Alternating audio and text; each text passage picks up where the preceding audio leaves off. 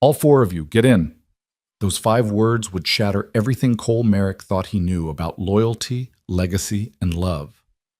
When a rancher's son defied his empire-building father to protect a desperate young woman and her 3 siblings, he ignited a battle that would test whether family is born from blood or forged in courage.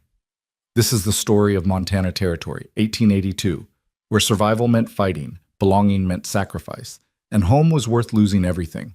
Stay until the end and comment your city below so I can see how far this story travels across the world. The Montana Territory stretched endless and unforgiving in the dying light of October 1882, a landscape that promised freedom but delivered hardship in equal measure. The wind that swept across the high plains carried the bite of winter yet to come, rattling through the scattered pines and bending the wild grass that had turned gold with the season's change. In this vastness, human settlements appeared as small, defiant marks against nature's overwhelming canvas, fragile, temporary, always one disaster away from disappearing entirely. Eleanor Wade had learned this truth the hard way. She stood beside the sagging cabin that had become her entire world, 22 years old, but with eyes that had aged beyond their years. Her hands, raw and calloused from work that never ended, moved with mechanical efficiency as she hung laundry on a line stretched between 2 weathered posts. Each shirt, each pair of small trousers, told a story of survival. Mended patches on top of older patches, fabric worn thin but stubbornly clean. Pride was one of the few things she had left, and she clung to it with the same fierce determination that kept her upright when everything inside her wanted to collapse. The cabin behind her leaned slightly to the left, its logs chinked with mud that dried and cracked with each passing season. The roof, patched with whatever materials she could scavenge, leaked in 3 places when it rained. The single window, glass being a luxury they couldn't afford, was covered with oiled paper that let in light but kept the world at a hazy distance. It wasn't much. By any standard measure, it was barely shelter, but it was theirs, and that made it everything. Inside, 3 young voices created the familiar chaos of evening. Thomas, at 12, was trying to maintain order as he always did, the weight of being the oldest boy settling on his narrow shoulders in ways that broke Eleanor's heart.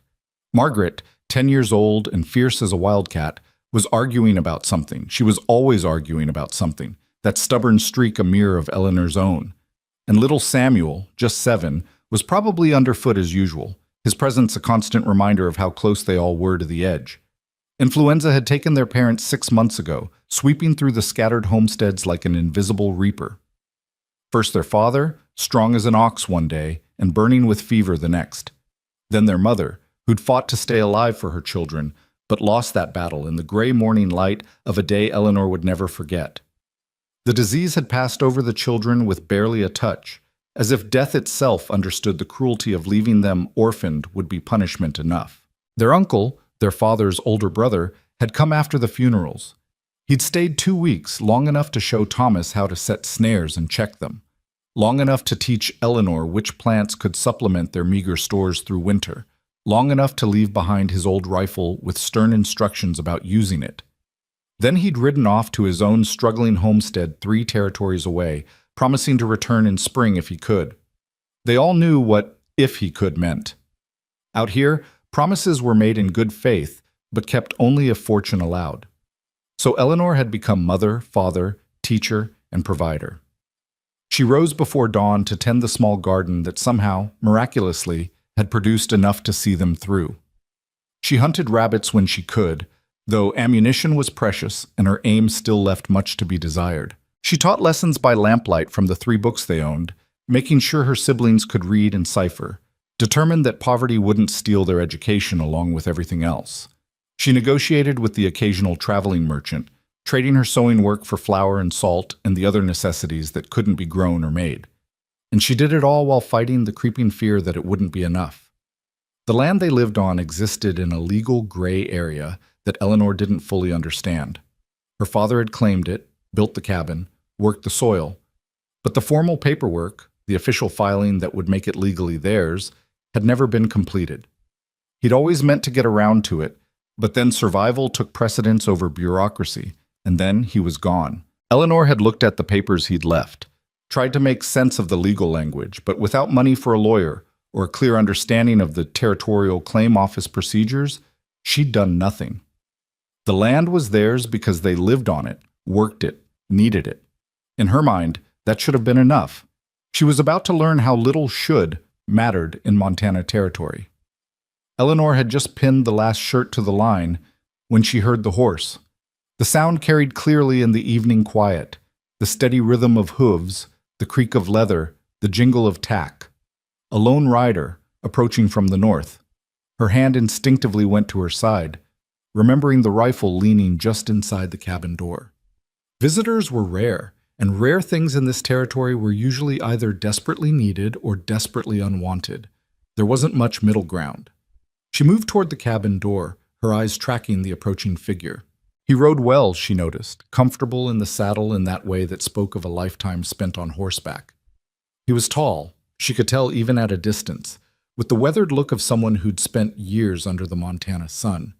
His clothes were practical, but of better quality than what most drifters wore.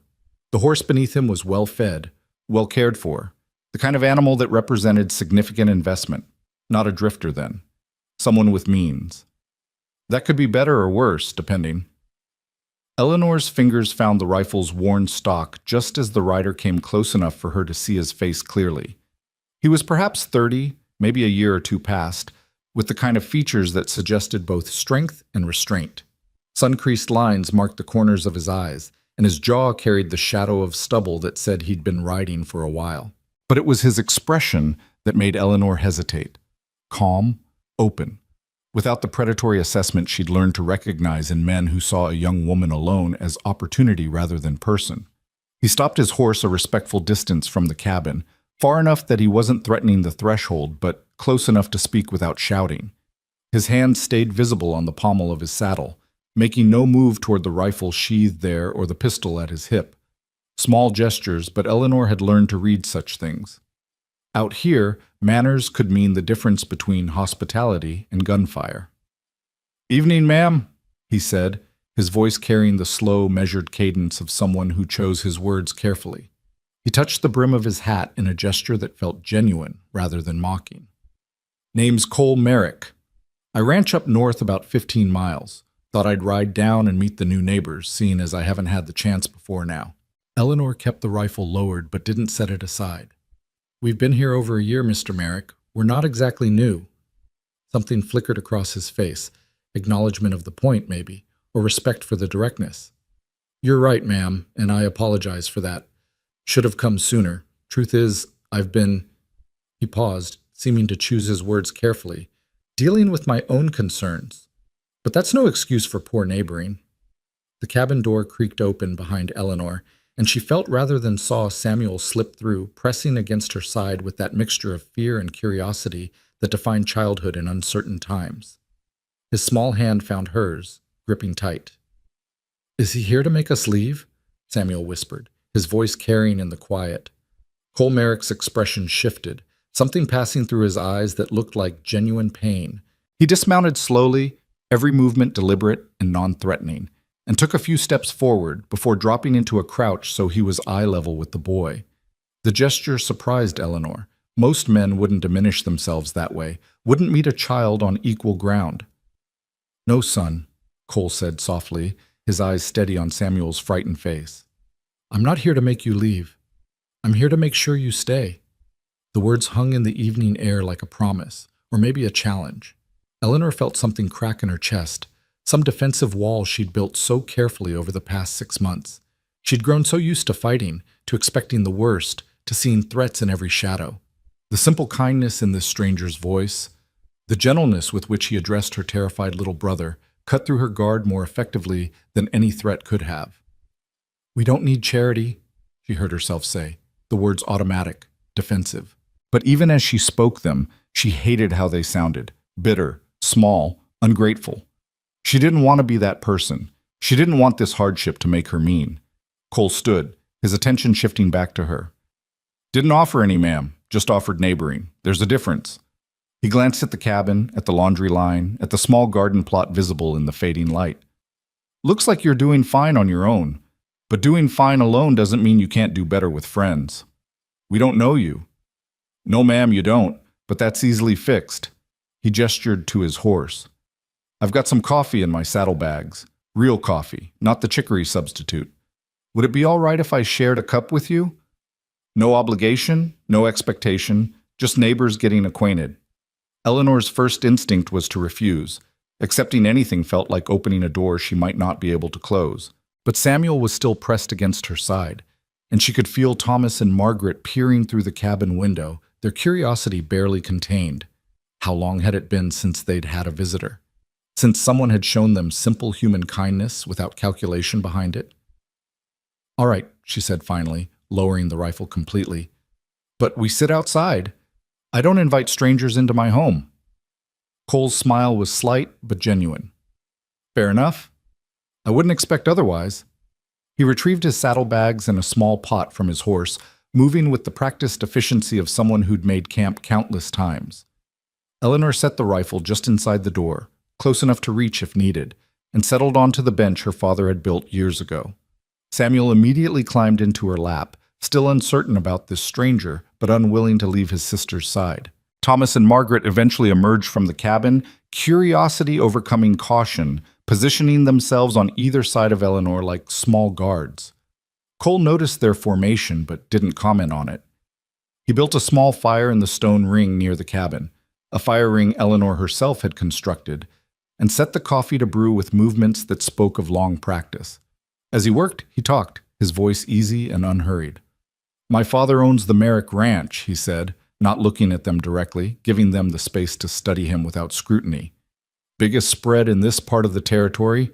Been here since '68, right after the territory was organized. Built it from nothing into something. He paused, something complicated crossing his face. Into something substantial. You don't sound happy about that, Margaret observed, with the blunt honesty that made her both Eleanor's pride and constant worry. Cole glanced at her, and Eleanor saw surprise in his eyes. Not at the statement, but at the perception behind it. You're a sharp one, aren't you? Margaret, Eleanor warned softly, but Cole waved off her concern. No, she's right to speak her mind. Out here, honesty's worth more than politeness. He poured coffee into tin cups, the aroma rich and wonderful, a luxury Eleanor hadn't experienced in months. My father built an empire. I respect what that took. But building an empire means making choices, and not all of those choices sit easy with me. He handed cups to Eleanor and Thomas, then produced a small paper-wrapped package from his coat. Peppermint sticks, he said, offering them to Margaret and Samuel. If your sister says it's all right. Eleanor wanted to refuse, wanted to maintain that wall of proud independence, but she saw the longing in her siblings' faces, the way Samuel's eyes had gone wide with desire. What kind of sister would she be to deny them such a small joy? Thank you, she said quietly. That's thoughtful. My mother used to give them to me when I was small, Cole said, watching Samuel and Margaret carefully unwrap their treasures. Before she passed. Some memories are worth keeping. There was something in the way he said it, a shared understanding of loss, that created a thread of connection between them. Eleanor found herself studying him more carefully, seeing past her initial wariness to the man beneath. There was sorrow in him, she realized, but also strength, and something else, a kind of restlessness, as if he were looking for something he hadn't yet found. They talked as the sun set completely and the stars emerged in their thousands. Cole asked about their family, and Eleanor found herself telling him more than she'd intended, about her parents, about the illness, about her uncle who'd tried to help but had his own struggles, about the cabin that needed repairs she didn't know how to make, about the coming winter that terrified her more than she wanted to admit. In return, Cole spoke of his father's ranch, of the hundreds of cattle and dozens of men who worked there. He talked about his mother, dead 3 years now, and how her absence had changed something fundamental in his father. He spoke of expectations and duty, of a legacy that felt more like a burden than a gift. Why do you stay? Eleanor asked, the coffee and the darkness making her bold. If you're not happy there, why not leave? Cole was quiet for a long moment, staring into the small fire. Because leaving feels like betrayal. Because it's all I've ever known. Because he paused, seeming to struggle with the words. Because I keep thinking maybe I can make it better. Maybe I can be the kind of rancher my father was before grief made him hard. Maybe I can build something worth having instead of just accumulating. Eleanor understood that distinction more than he could know. She looked around at their humble homestead, the sagging cabin, the small garden, the patch of land that barely sustained them. By any objective measure, they had almost nothing. But it was theirs, earned through sweat and stubbornness and love. That meant something her wealthy neighbor seemed to understand, even if he couldn't quite articulate it. "You've built something here," Cole said, as if reading her thoughts. "Against odds that would have broken most people. That's worth more than land or cattle or any empire." The words settled into Eleanor's chest, finding a home there. She didn't know how to respond, so she simply nodded, letting the silence speak for her. Samuel had fallen asleep against her, his small body heavy with the trust of exhaustion. Margaret was yawning, fighting to stay awake but losing the battle. Even Thomas, who'd been watching Cole with the careful assessment of someone who'd been forced to become a man too soon, was showing signs of fatigue. Cole stood, reading the moment correctly. "I should head back. It's a fair ride in the dark."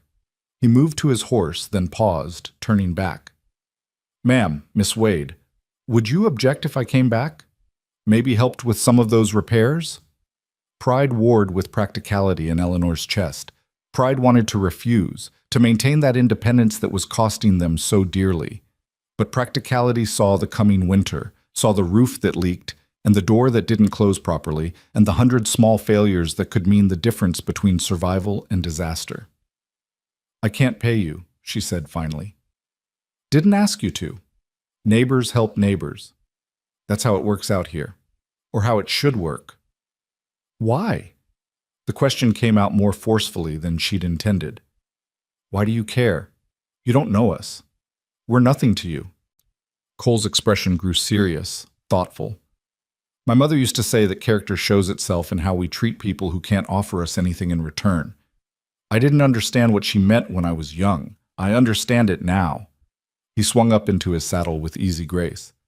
"Besides, I've spent too much time around people who measure everything by profit and loss. It's refreshing to see someone building something purely because they need a home." He touched his hat brim again, that same gesture of respect. "Good night, Miss Wade. Thomas, Margaret, Samuel, pleasure meeting you all." He rode off into the darkness, the sound of his horse fading gradually until it was lost in the vast Montana night. Eleanor sat on the bench holding her sleeping brother, with Thomas and Margaret drowsing on either side. Above them, the stars wheeled in their ancient patterns, indifferent to human struggles and hopes. "Do you trust him?" Thomas asked quietly. Eleanor considered the question carefully. "I don't know yet, but I think maybe I want to." It was the most honest answer she could give. In the morning, she would return to the exhausting routine of survival. She would worry about winter and money and 1,000 things she couldn't control. But tonight, for just a moment, the burden felt slightly lighter. Someone had noticed them. Someone had cared enough to ride 15 miles just to introduce himself. Someone had looked at their struggling homestead and seen worth instead of failure. That had to mean something. In a land as harsh as Montana Territory, kindness was rare enough to be treasured, questioned, and cautiously accepted all at once. The next morning arrived with frost painting delicate patterns on the cabin's single window. Eleanor woke, as always, before dawn, her body trained to maximize the limited daylight hours. She carefully extracted herself from the tangle of sleeping siblings. All 4 of them had ended up in the single large bed they shared for warmth, and wrapped a shawl around her shoulders against the morning chill. The fire in the small stove had died to embers overnight. She coaxed it back to life with practiced efficiency, adding precious kindling and waiting for the flames to catch before adding larger pieces. Every stick of wood represented labor, chopping, hauling, stacking. Nothing came easy, and nothing could be wasted. As the cabin slowly warmed, Eleanor went about the morning routine. Gruel from their dwindling oat supply for breakfast, water hauled from the creek a quarter-mile away, the route worn smooth by her daily trips, checking their food stores and doing mental calculations she'd done so many times they'd become almost automatic. If the weather held and the hunting was decent and they were very, very careful, they might make it to spring. Might. She was scrubbing the breakfast pot when she heard the wagon. The sound was distinctive, different from a single rider, heavier and more deliberate. Eleanor's first instinct was the familiar clench of anxiety. But when she looked through the oiled paper window, she saw Cole Merrick driving a loaded wagon toward the cabin, his horse tied to the back. He'd come back. He'd actually come back. Thomas appeared at her elbow, alert despite the early hour. "Should I get the rifle?" "No," Eleanor said, surprising herself with the certainty in her voice. "Not yet." She stepped outside as Cole pulled the wagon to a stop. In the morning light, she could see the load more clearly: lumber, shingles, bags of what looked like grain or flour, tools, supplies that would have taken her months to acquire even if she'd had the money, which she didn't. "Good morning, Miss Wade," Cole called, his breath misting in the cold air. He looked like he'd been up even earlier than she had, already worked and ready for more. "I hope I'm not disturbing you, but I wanted to get an early start on those repairs." Eleanor walked toward the wagon, her emotions a complicated tangle. "Mr. Merrick, I told you I couldn't pay for—" "And I told you I wasn't asking for payment," he interrupted gently. "These are materials I had sitting unused at the ranch. Might as well put them to good use." He gestured to the cabin. "That roof isn't going to survive another hard winter. I know that, you know that. No point in either of us pretending otherwise." He was right, and Eleanor hated that he was right. The roof had been a constant source of worry, a problem too big for her to solve alone, but impossible to ignore. "I don't understand why you're doing this." Cole climbed down from the wagon, moving with that same deliberate courtesy he'd shown the night before. "Honestly, neither do I, exactly. But when I rode back to the ranch last night, I kept thinking about—" He paused, seeming to search for words. "About what my mother would have expected from me. About the kind of man I want to be versus the kind I'm surrounded by. You and your siblings, you're trying to build something real. I want to help. Maybe that's enough reason." Thomas and Margaret had emerged from the cabin, their eyes wide at the loaded wagon. Samuel pressed against Eleanor's leg, his small hand finding hers. All of them were too thin, she realized suddenly, seeing them through a stranger's eyes, too worn for their ages, too marked by the hardship that had become their normal. "All right," Eleanor heard herself say, "but I'll work alongside you, and when I can pay you back, when I have something to trade or sell, I will." "Fair enough." Cole's smile was quick and genuine. "Though I warn you, I'm going to argue about that later. For now, though, I could use an extra pair of hands. Thomas, you know how to hold a ladder steady?" The boy straightened, pride and responsibility warring on his young face. "Yes, sir." "Good man. Let's get to work then." The day that followed was unlike any Eleanor had experienced since her parents died. Cole worked with a competence born of experience, assessing the cabin's needs and addressing them with steady efficiency. But he also taught as he worked, showing Thomas how to measure and cut, explaining to Margaret why certain repairs mattered more than others, even letting Samuel help by handing up tools or nails. He treated them not as charity cases, but as equal participants in a shared project. When Eleanor pointed out a weak spot in the wall he'd missed, he accepted the correction without male pride getting in the way. When Thomas made a mistake measuring, Cole showed him how to fix it without making the boy feel foolish. He worked steadily, but not frantically, taking breaks to drink water and rest, showing by example that good work didn't require driving yourself to exhaustion. By mid-afternoon, the roof had new shingles over the worst sections. The door had been rehung properly and actually closed. The gaps in the wall had been chinked with proper mortar instead of mud. The cabin, while still humble, looked cared for in a way it hadn't since their father died. "You're good at this," Eleanor observed, handing Cole a cup of water as he climbed down from the roof. "My mother insisted I learn every job on the ranch," he said, accepting the cup gratefully. "She said a man who couldn't do a task himself had no business asking others to do it.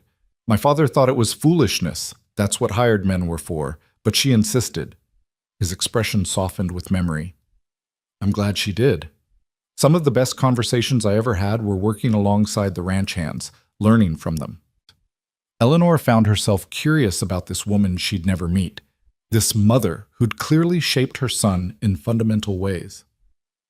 What was she like? Cole was quiet for a moment, his gaze distant. Fierce, kind, stubborn as hell when she believed in something. She saw people, if that makes sense, not just their utility or what they could do for her, but who they actually were. He looked at Eleanor directly. I think she would have liked you. The way you're fighting for your family, the way you're building something from almost nothing. That would have impressed her. The compliment settled warm in Eleanor's chest, filling spaces that had been empty for too long. Thank you, she said quietly. They worked until the sun began its descent toward the western peaks. Cole packed his tools with the same methodical care he'd shown all day, refusing Eleanor's offer of supper but accepting a promise that he could return to finish the remaining repairs. There's still work to do on that back wall, he said, surveying the cabin with a critical eye. And your winter wood supply is looking sparse. I'll bring some loads over in the next few days if that's all right. Mr. Merrick, you've already— Cole, he interrupted gently.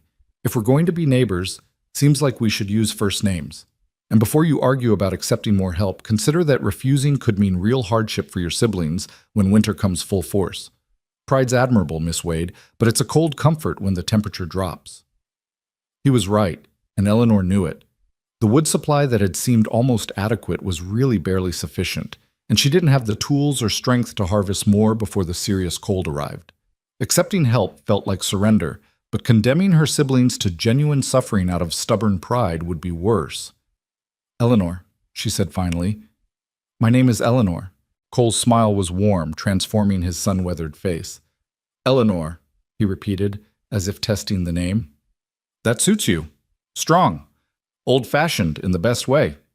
After he'd ridden off, Thomas helped Eleanor finish the evening chores while Margaret and Samuel played a game with sticks and stones in the dooryard. The cabin felt different now, sturdier, more secure. The repairs were practical, but they represented something more. The possibility that they weren't as alone as Eleanor had believed, that the world might contain people who helped without expecting immediate return, that survival might not have to be quite so lonely. That night, as she settled her siblings into bed, Margaret asked the question Eleanor had been pondering herself. Why is Mr. Cole helping us? I don't know, honey. Maybe because he can. Maybe because it's the right thing to do. Papa used to say most people only do things if they get something back, Thomas observed, his 12-year-old cynicism born of hard experience. Papa also said there were still good people in the world, Eleanor countered softly. Maybe Mr. Cole is one of them. Or maybe he wants something we don't know about yet, Thomas said, his voice heavy with the suspicion that poverty and loss had taught them all. Eleanor couldn't argue with that possibility. She'd thought the same thing herself, that wariness never quite leaving despite Cole's apparent sincerity. Maybe. We'll be careful. But we'll also accept the help we need. That's the balance we have to find. In her own bed later, Eleanor lay awake listening to the familiar sounds of her sleeping siblings. The cabin was warmer tonight, the repaired walls keeping out the wind that usually snaked through gaps. The roof above her head was solid, no longer threatening to fail with the next strong storm. Small changes, practical changes, but they altered the landscape of her worry in meaningful ways. She thought about Cole Merrick, about the contradiction he presented. A wealthy rancher's son who worked with his hands and treated poor homesteaders with respect. A man who spoke of duty and legacy, but seemed to be searching for something beyond what his birthright offered. A person who'd appeared in their lives exactly when they needed help most, which could be either providence or the setup for some scheme Eleanor couldn't yet see. The smart thing would be to maintain distance, accept only minimal help, keep her guard high. The necessary thing might be to trust carefully, to let this unexpected assistance give them the edge they needed to survive.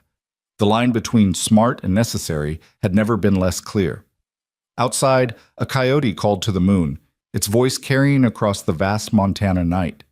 The sound should have been lonely, should have emphasized their isolation. Instead, tonight, it felt like part of a larger conversation, wild voices calling, being heard, finding their place in the darkness. Maybe she and her siblings could do the same. Maybe they could be heard, could find their place, could survive not just through stubborn isolation, but through the careful, risky business of letting someone help. Cole returned 2 days later with a wagon load of cut wood, stacked and seasoned and ready for burning. He returned again 3 days after that to finish the wall repairs and shore up the small barn that housed their single cow. He came the following week to help Thomas set new snares and to teach him the best locations for them. Each visit brought practical help, but also conversation, laughter, the slow building of trust.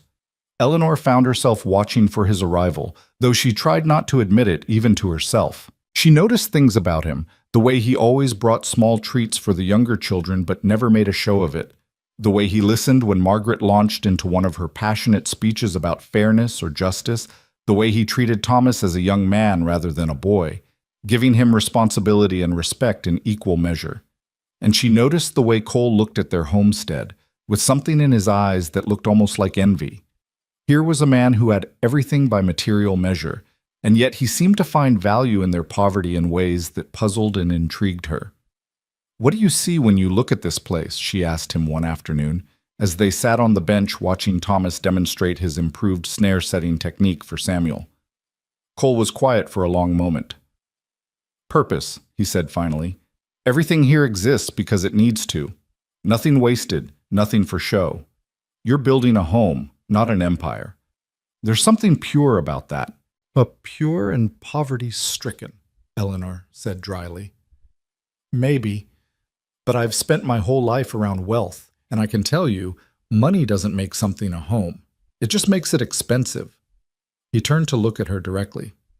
"You've made something real here. That matters." The intensity in his voice surprised her, the depth of feeling behind words that might have sounded simple or patronizing from someone else. She found herself seeing him differently, not as the wealthy neighbor condescending to help, but as someone genuinely searching for meaning in a life that apparently hadn't provided it despite every material advantage. "Your father's ranch," she said carefully. "It's not home to you?" Cole's laugh was short, without humor. "It's a place I live. It's land I'll inherit. But home? No. It stopped being that when my mother died. Now it's just an operation, a business, an empire being built with more concern for expansion than for the people doing the building." There was bitterness in his voice, and something else, a deep sadness that spoke of disappointments Eleanor could only imagine. She thought about her own father, poor but loving, building this cabin with his own hands as a gift for his family. The structure might be humble, but it had been built with joy. She wondered if Cole's grand ranch house had ever known that kind of love. "You could leave," she said, echoing his own question from weeks ago.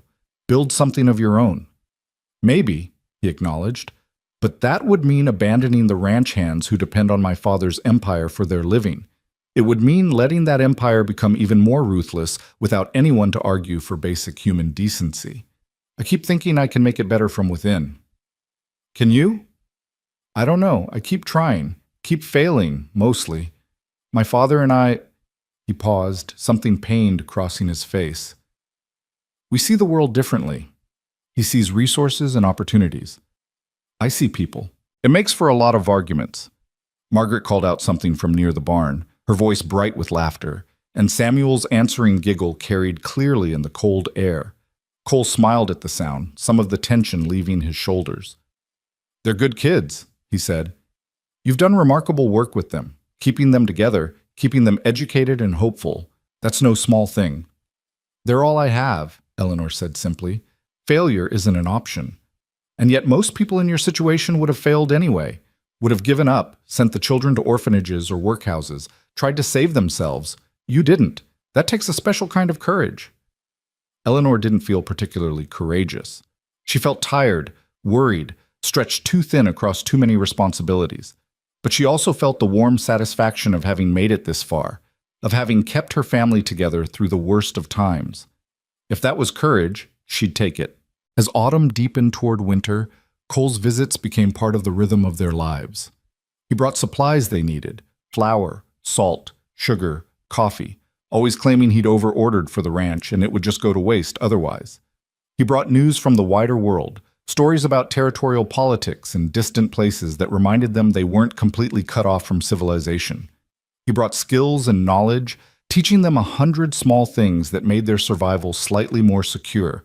But more than anything, he brought his presence. His steady, calm, competent presence that somehow made their small cabin feel less isolated, made their struggle feel less desperate. Having him there, working alongside them, laughing at Margaret's jokes, listening to Thomas's tentative observations about the world, swinging Samuel up onto his shoulders, it reminded Eleanor of what family could feel like when the weight of responsibility was shared. She tried not to lean on that feeling too much, tried to remember that Cole had his own life, his own responsibilities, his own future that probably didn't include a struggling homestead and a woman with 3 siblings to raise. But the heart was stubborn about these things, finding hope in places reason said it shouldn't look. One evening in late November, with the first serious snow beginning to fall, Cole stayed later than usual, helping them prepare the cabin and barn for the storm everyone could feel coming. They worked by lamplight, making sure every gap was sealed, every animal secured, every window covered. When the work was done, Eleanor made coffee, real coffee, from the supply Cole had brought, and they sat in the warm cabin while the wind picked up outside. Samuel had fallen asleep in Cole's lap, that casual trust that children showed when they felt safe. Cole held the boy carefully, his large hands gentle, his expression soft as he looked down at the sleeping child. "He trusts you," Eleanor observed quietly. "I'm glad. I'd never want to break that." Cole's voice was equally quiet, as if afraid to wake the boy. "Trust is rare out here. Precious." "Is that what this is?" Eleanor asked, voicing the question that had been building in her for weeks. "Trust?" Cole looked at her over Samuel's head, his eyes serious in the lamplight. "I hope so. I'd like it to be friendship, if you're willing. I'd like to think we're building something here that goes beyond neighboring, something more lasting." The words hung between them, weighted with meanings Eleanor wasn't sure she was ready to examine. But she couldn't deny the truth in them either. Something was building here, trust, yes, but also affection, connection, the slow recognition of kindred spirits finding each other in an unlikely place. "I'd like that too," she said softly, and meant it with an intensity that both thrilled and frightened her. Outside, the snow fell heavier, blanketing the Montana landscape in white. Inside the small, warm cabin, 6 people who'd been strangers just weeks ago sat together in comfortable silence, the foundation of something unexpected and potentially wonderful settling into place like snowflakes building toward a drift. Individually fragile, but collectively strong enough to change the landscape entirely. Winter arrived in earnest the day after that snowfall, transforming the Montana Territory into a landscape of white silence and bitter cold. The transformation was both beautiful and terrifying, beautiful in the way the sun caught ice crystals and turned the world diamond bright, terrifying in the way it isolated them completely, cut them off from the wider world, made survival depend entirely on preparation and luck in equal measure. Eleanor had faced one winter alone with her siblings. The memory of those dark, hungry months still woke her sometimes in the night, heart pounding with remembered fear. They'd made it through, but barely, subsisting on minimal rations and hoping desperately that the cold wouldn't break something vital before spring arrived. This winter felt different, and the difference was entirely due to the man who rode through snow and cold every few days to check on them. Cole came more frequently as the weather worsened, never empty-handed. Sometimes he brought supplies, lamp oil that extended their light into the long evenings, extra blankets that made the nights bearable, food that supplemented their stores in ways that meant the difference between mere survival and actual sustenance. Other times he brought labor, chopping wood until their supply grew from adequate to abundant, checking the barn and cabin for any weakness the cold might exploit, teaching Thomas the 100 small skills that separated those who thrived from those who merely endured. But more than supplies or labor, he brought something Eleanor hadn't realized they'd been starving for: companionship, adult conversation, the reminder that the world beyond their small cabin still existed and still contained kindness. "You're spending a lot of time away from your ranch," Eleanor observed one afternoon in mid-December. Cole had arrived that morning with a load of hay for their cow and had stayed to help Margaret with her arithmetic lessons, his patience with the girl's stubborn struggles somehow greater than Eleanor's own. Cole looked up from the slate where he'd been demonstrating long division, his expression carefully neutral. "The ranch runs fine without me constantly overseeing. My father's got it organized like a military operation. Sometimes I think he'd prefer if I just stayed out of the way entirely. There was something in his voice, a bitterness that had been growing more pronounced with each visit. Eleanor had learned to read the signs. The tension in his shoulders when he talked about home, the way his jaw tightened when he mentioned his father, the relief that seemed to settle over him the moment he arrived at their cabin, as if he were shedding a burden just by being there. "Does he know you're spending so much time here?" she asked, keeping her tone carefully casual even as something worried took root in her chest. "He knows I check on the neighbors. He doesn't know—" Cole paused, seeming to choose his words carefully. "He doesn't know how much it's come to mean to me, how much you all have come to matter." The words hung in the warm cabin air, weighted with meaning that made Eleanor's breath catch. Margaret had gone still, her eyes moving between Cole and her sister with the too perceptive gaze of a child who understood more than adults wanted to credit. Even Thomas, pretending to read by the window, had gone quiet in that way that meant he was listening intently. "Cole," Eleanor said softly, aware of all the ears in the small space, "we're grateful for your help. More grateful than I can properly express. But I need to understand what this is, what you're expecting. Because if there are obligations I'm incurring that I don't understand, I need to know now, before—" "No," Cole interrupted, his voice firm but not angry. "No obligations. No expectations beyond friendship. I'm not keeping a ledger, Eleanor. I'm not building up some debt you'll have to repay." He stood, moving to the window, his back to the room. "I'm here because being here makes me feel like I'm doing something that matters. Because your family reminds me what family is supposed to be. People who care about each other more than they care about property or position or legacy. Is that selfish? Maybe. But I'm not expecting anything from you beyond the chance to keep coming back." The honesty in his voice was almost painful. Eleanor found herself crossing the small space to stand beside him, looking out at the snow-covered landscape that had become both prison and protection. "My father wants me to marry," Cole said quietly, his breath fogging the cold glass. "Barrett Merrick III, that's what he calls me, like I'm a continuation of him instead of my own person. He's got his eye on several suitable prospects, ranchers' daughters, women from good families, alliances that would expand our holdings or secure water rights or whatever strategic advantage he's currently pursuing. He talks about it like breeding cattle. Compatible bloodlines, good genetic stock, advantageous mergers." Eleanor felt something cold settle in her stomach that had nothing to do with the winter air. "And what do you want?" Cole turned to look at her, his eyes intense in a way that made her pulse quicken. "I want what your parents had, what I remember my parents having before my mother died. I want partnership, conversation, someone who sees me as Cole instead of as Barrett Merrick's heir. I want to build a home instead of an empire. I want—" He stopped, seeming to catch himself, awareness of the children in the room, perhaps reminding him to guard his words. "You want something real," Eleanor finished softly. "Yes, something real. Something that matters beyond property lines and profit margins." He glanced at Margaret and Thomas, both now openly watching their conversation.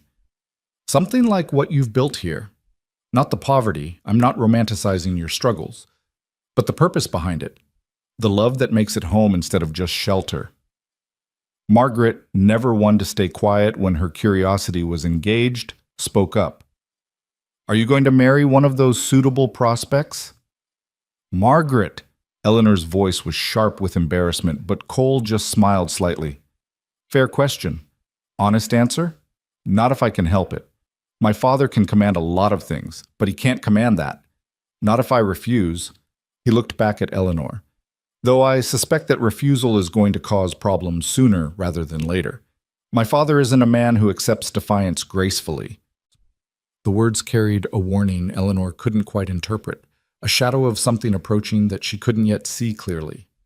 Before she could ask what he meant, Samuel burst through the door in a flurry of snow and excitement, his cheeks red with cold and his eyes bright with discovery. "Eleanor, Cole, I found tracks. Big tracks like you showed me." The boy was practically vibrating with the thrill of his observation, the hunter's pride of noticing what mattered. Cole's demeanor shifted immediately, the heavy conversation set aside as he focused on Samuel's enthusiasm. "Did you?" Show me what you found then. Let's see if we can tell what made them. He bundled into his coat and followed Samuel out into the cold, leaving Eleanor standing at the window with her thoughts in turmoil. Margaret appeared at her elbow, slipping her small hand into Eleanor's larger one. He loves you, Margaret said matter-of-factly, with the blunt certainty of 10-year-old observation. Margaret, that's not... He's our friend. He's helping us. He looks at you the way Papa used to look at Mama. Like you're the most important thing in the whole world. Like everything makes sense when you're there. Margaret squeezed her sister's hand.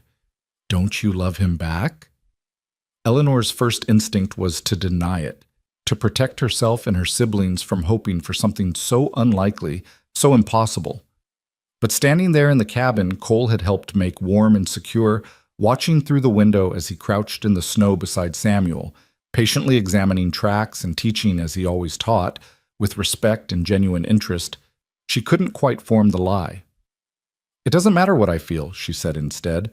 He's a rancher's heir. We're homesteaders who barely own the land we're standing on. His father wants him to marry someone suitable, someone who brings advantage to the family empire. That's not me, Margaret. That's never going to be me. Why not? The question was posed with a child's refusal to accept arbitrary limitations. If he loves you and you love him, why does the rest matter? Because the world doesn't work that way, honey.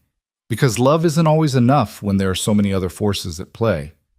Eleanor pulled her sister close, resting her chin on the girl's head. Because sometimes caring about someone means understanding that you can't give them what they need, even if you wish you could. But even as she spoke the words, she felt their inadequacy. Cole didn't seem to want what his father's world could offer. He wanted something else, something that looked remarkably like what she and her siblings had built in this humble cabin. The question wasn't whether they could give each other what they needed. The question was whether the world would allow it.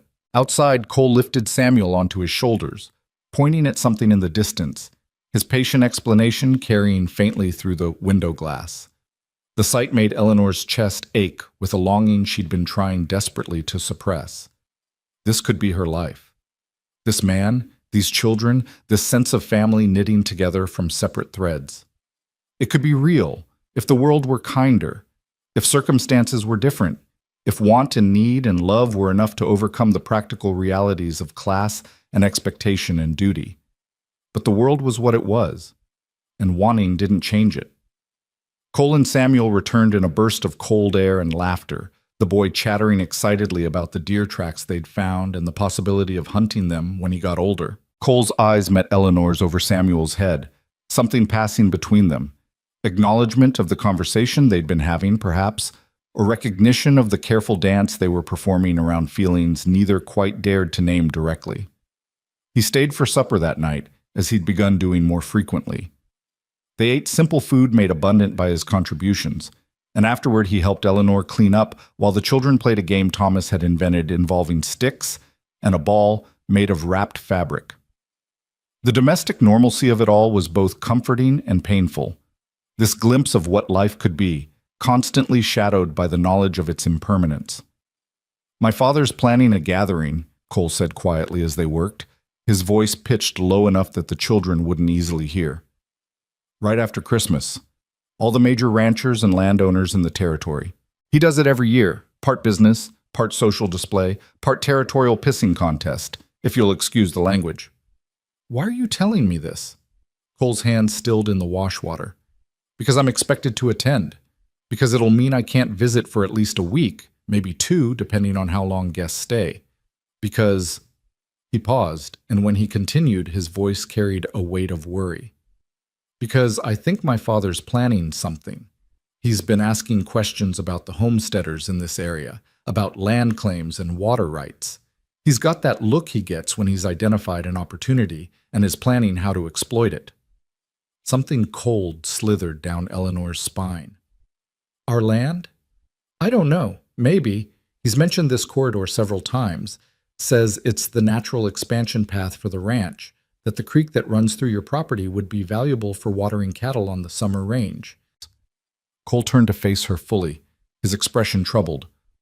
"Eleanor, your claim, is it filed? Is it legal and complete?"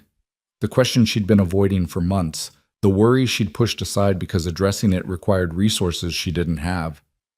My father started the process, but he died before completing it. I have papers, but I don't know if they're enough. I don't know how to finish what he started, and I don't have money for a lawyer to help me figure it out. Cole's jaw tightened, anger flickering across his features. That's exactly the kind of vulnerability my father looks for. Unclear claims, incomplete paperwork, people who don't have the resources to fight legal battles. He's done it before. Found ways to acquire land from people who technically owned it, but couldn't prove it adequately under territorial law.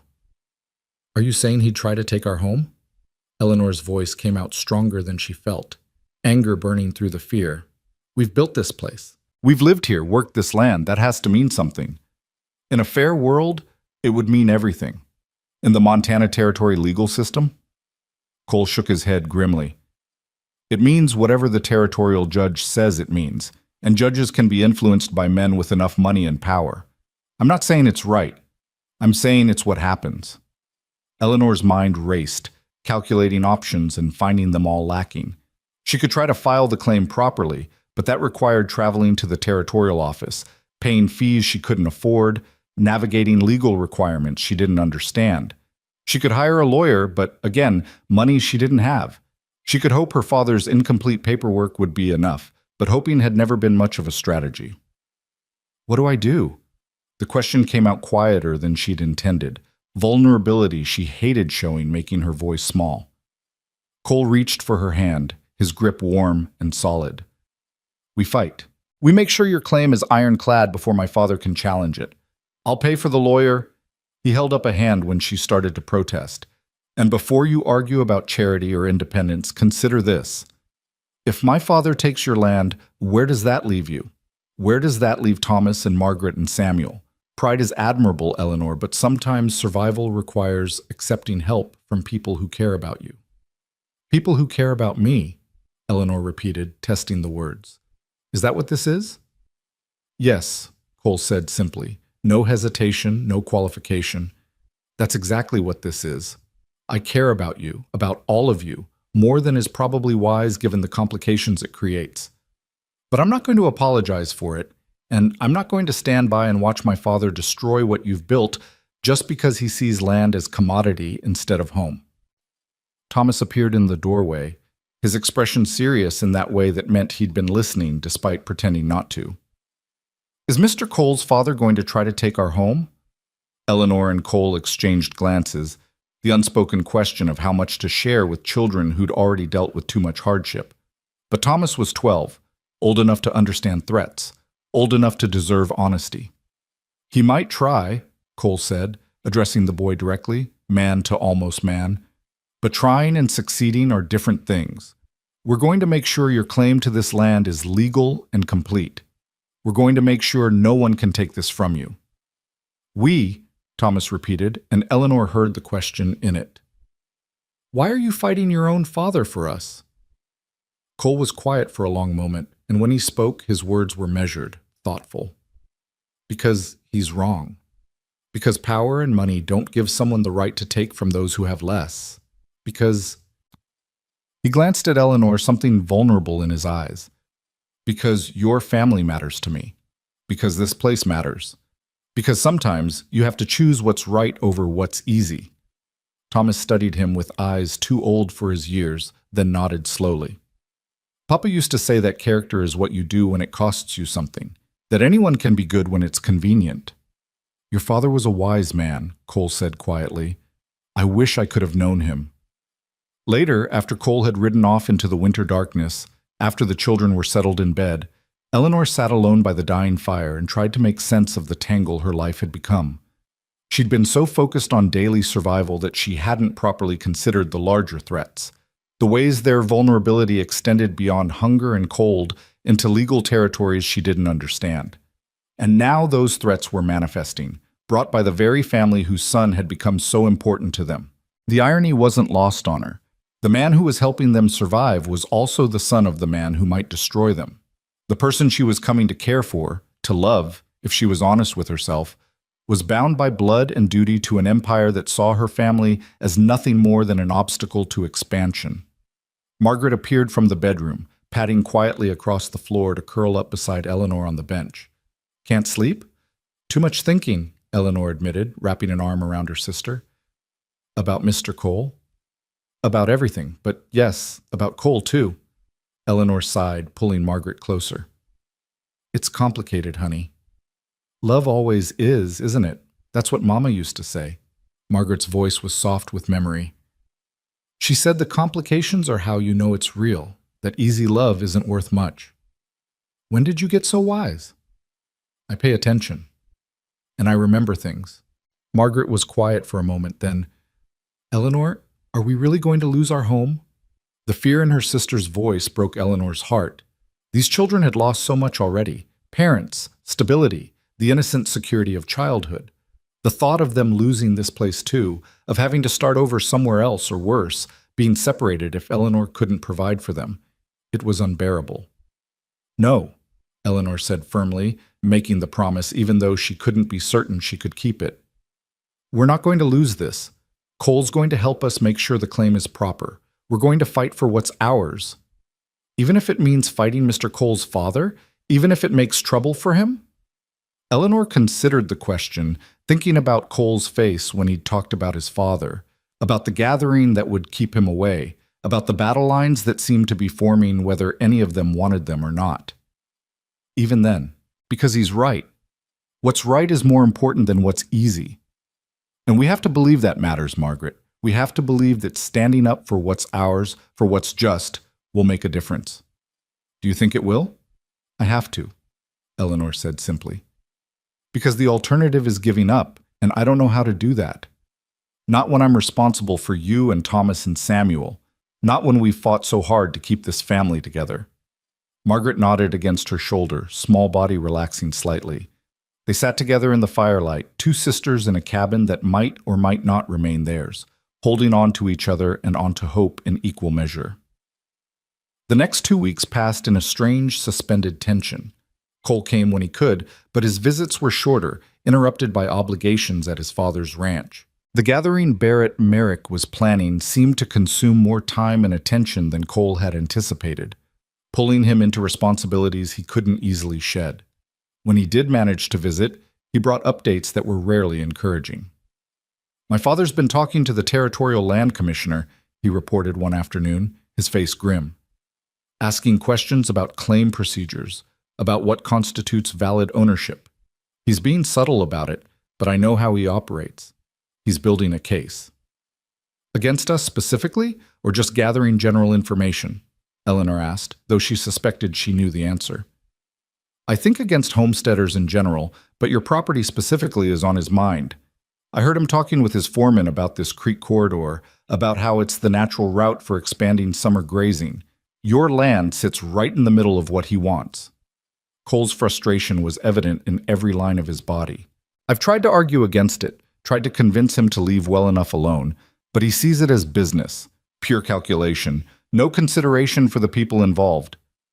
Eleanor found herself thinking about Barrett Merrick, this man she'd never met, but who held such power over their fate. What kind of person saw a family struggling to survive and thought only of opportunity? What kind of father raised a son as decent as Cole while apparently embodying none of those same values? Tell me about your father, she said, the question emerging from genuine curiosity. Who is he really, beyond the rancher and empire builder? Cole was silent for a long moment, staring out at the snow-covered landscape. He's a complicated man. He wasn't always like this, so cold, so calculating. When my mother was alive, he was different, still ambitious, still driven, but with a warmth that balanced it. She had a way of reminding him that people mattered more than property, that success without humanity was just another kind of poverty. What happened when she died? He hardened, threw himself into expansion, into building bigger and bigger. I think, Cole paused, seeming to work through difficult thoughts.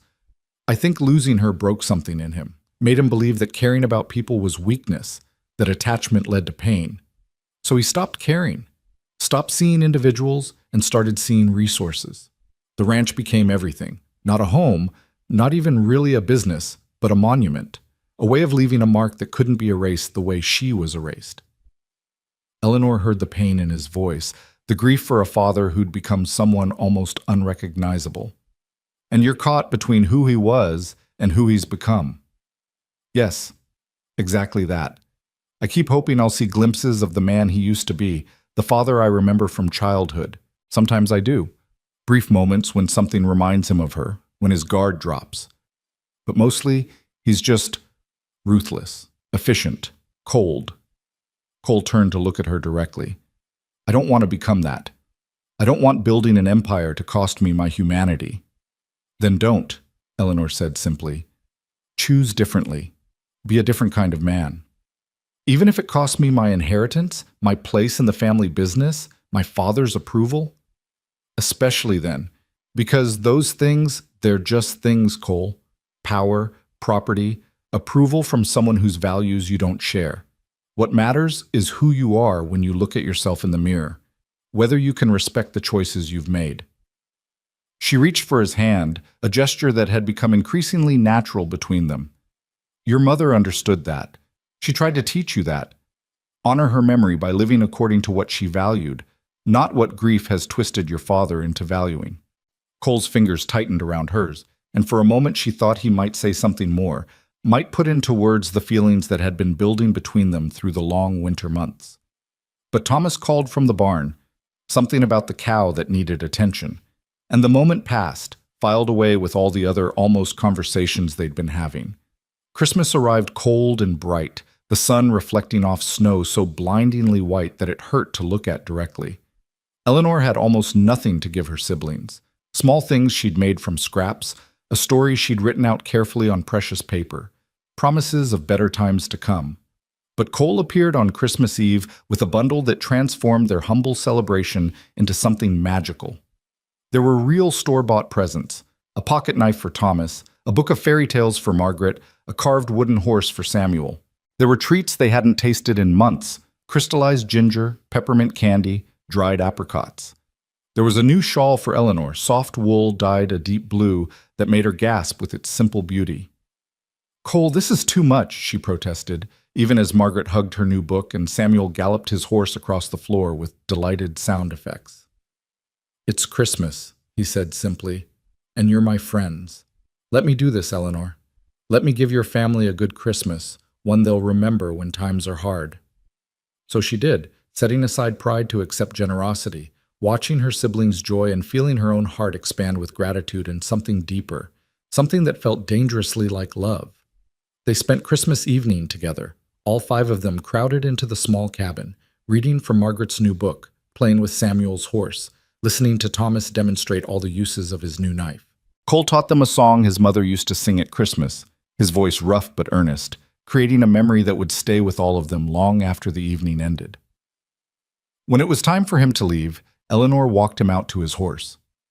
The night was crystal clear, stars scattered across the sky in impossible profusion, the kind of night that made the Montana Territory seem less like a harsh frontier and more like a place of wild beauty. Thank you, Eleanor said, inadequate words for everything she felt. For all of this. For being here. For caring about us. Cole looked down at her, his face partially shadowed but his eyes catching starlight. Eleanor, I need to tell you something. Need you to understand, but before he could finish, a rider appeared from the darkness, approaching fast. Cole tensed, his hand going instinctively to his pistol before recognizing the figure. Mr. Cole! It was one of the Merrick ranch hands, his horse lathered despite the cold. Your father sent me. Says you need to come back immediately. Says there's important business that can't wait. Cole's jaw tightened with frustration.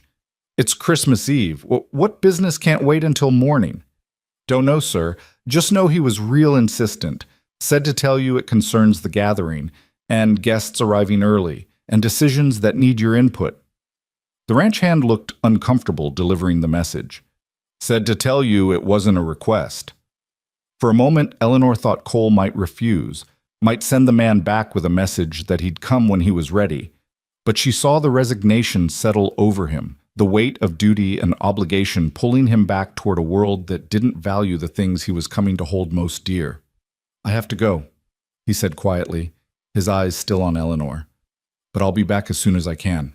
And Eleanor, He reached for her hand, squeezed it gently. Don't let anyone tell you this land isn't yours. Don't let anyone make you feel like you don't belong here. Promise me. I promise, she said, though unease whispered through her at the intensity in his voice, the sense that he knew something she didn't, that trouble was approaching faster than any of them were ready for. She watched him ride away into the darkness, his figure disappearing into the vast Montana night, and felt the first real tremor of fear. Not the everyday fear of survival she'd lived with for months, but something larger, more ominous. The sense that the careful balance they'd been maintaining was about to tip, that forces beyond their control were gathering, that the battle Cole had warned about was no longer approaching, but had arrived.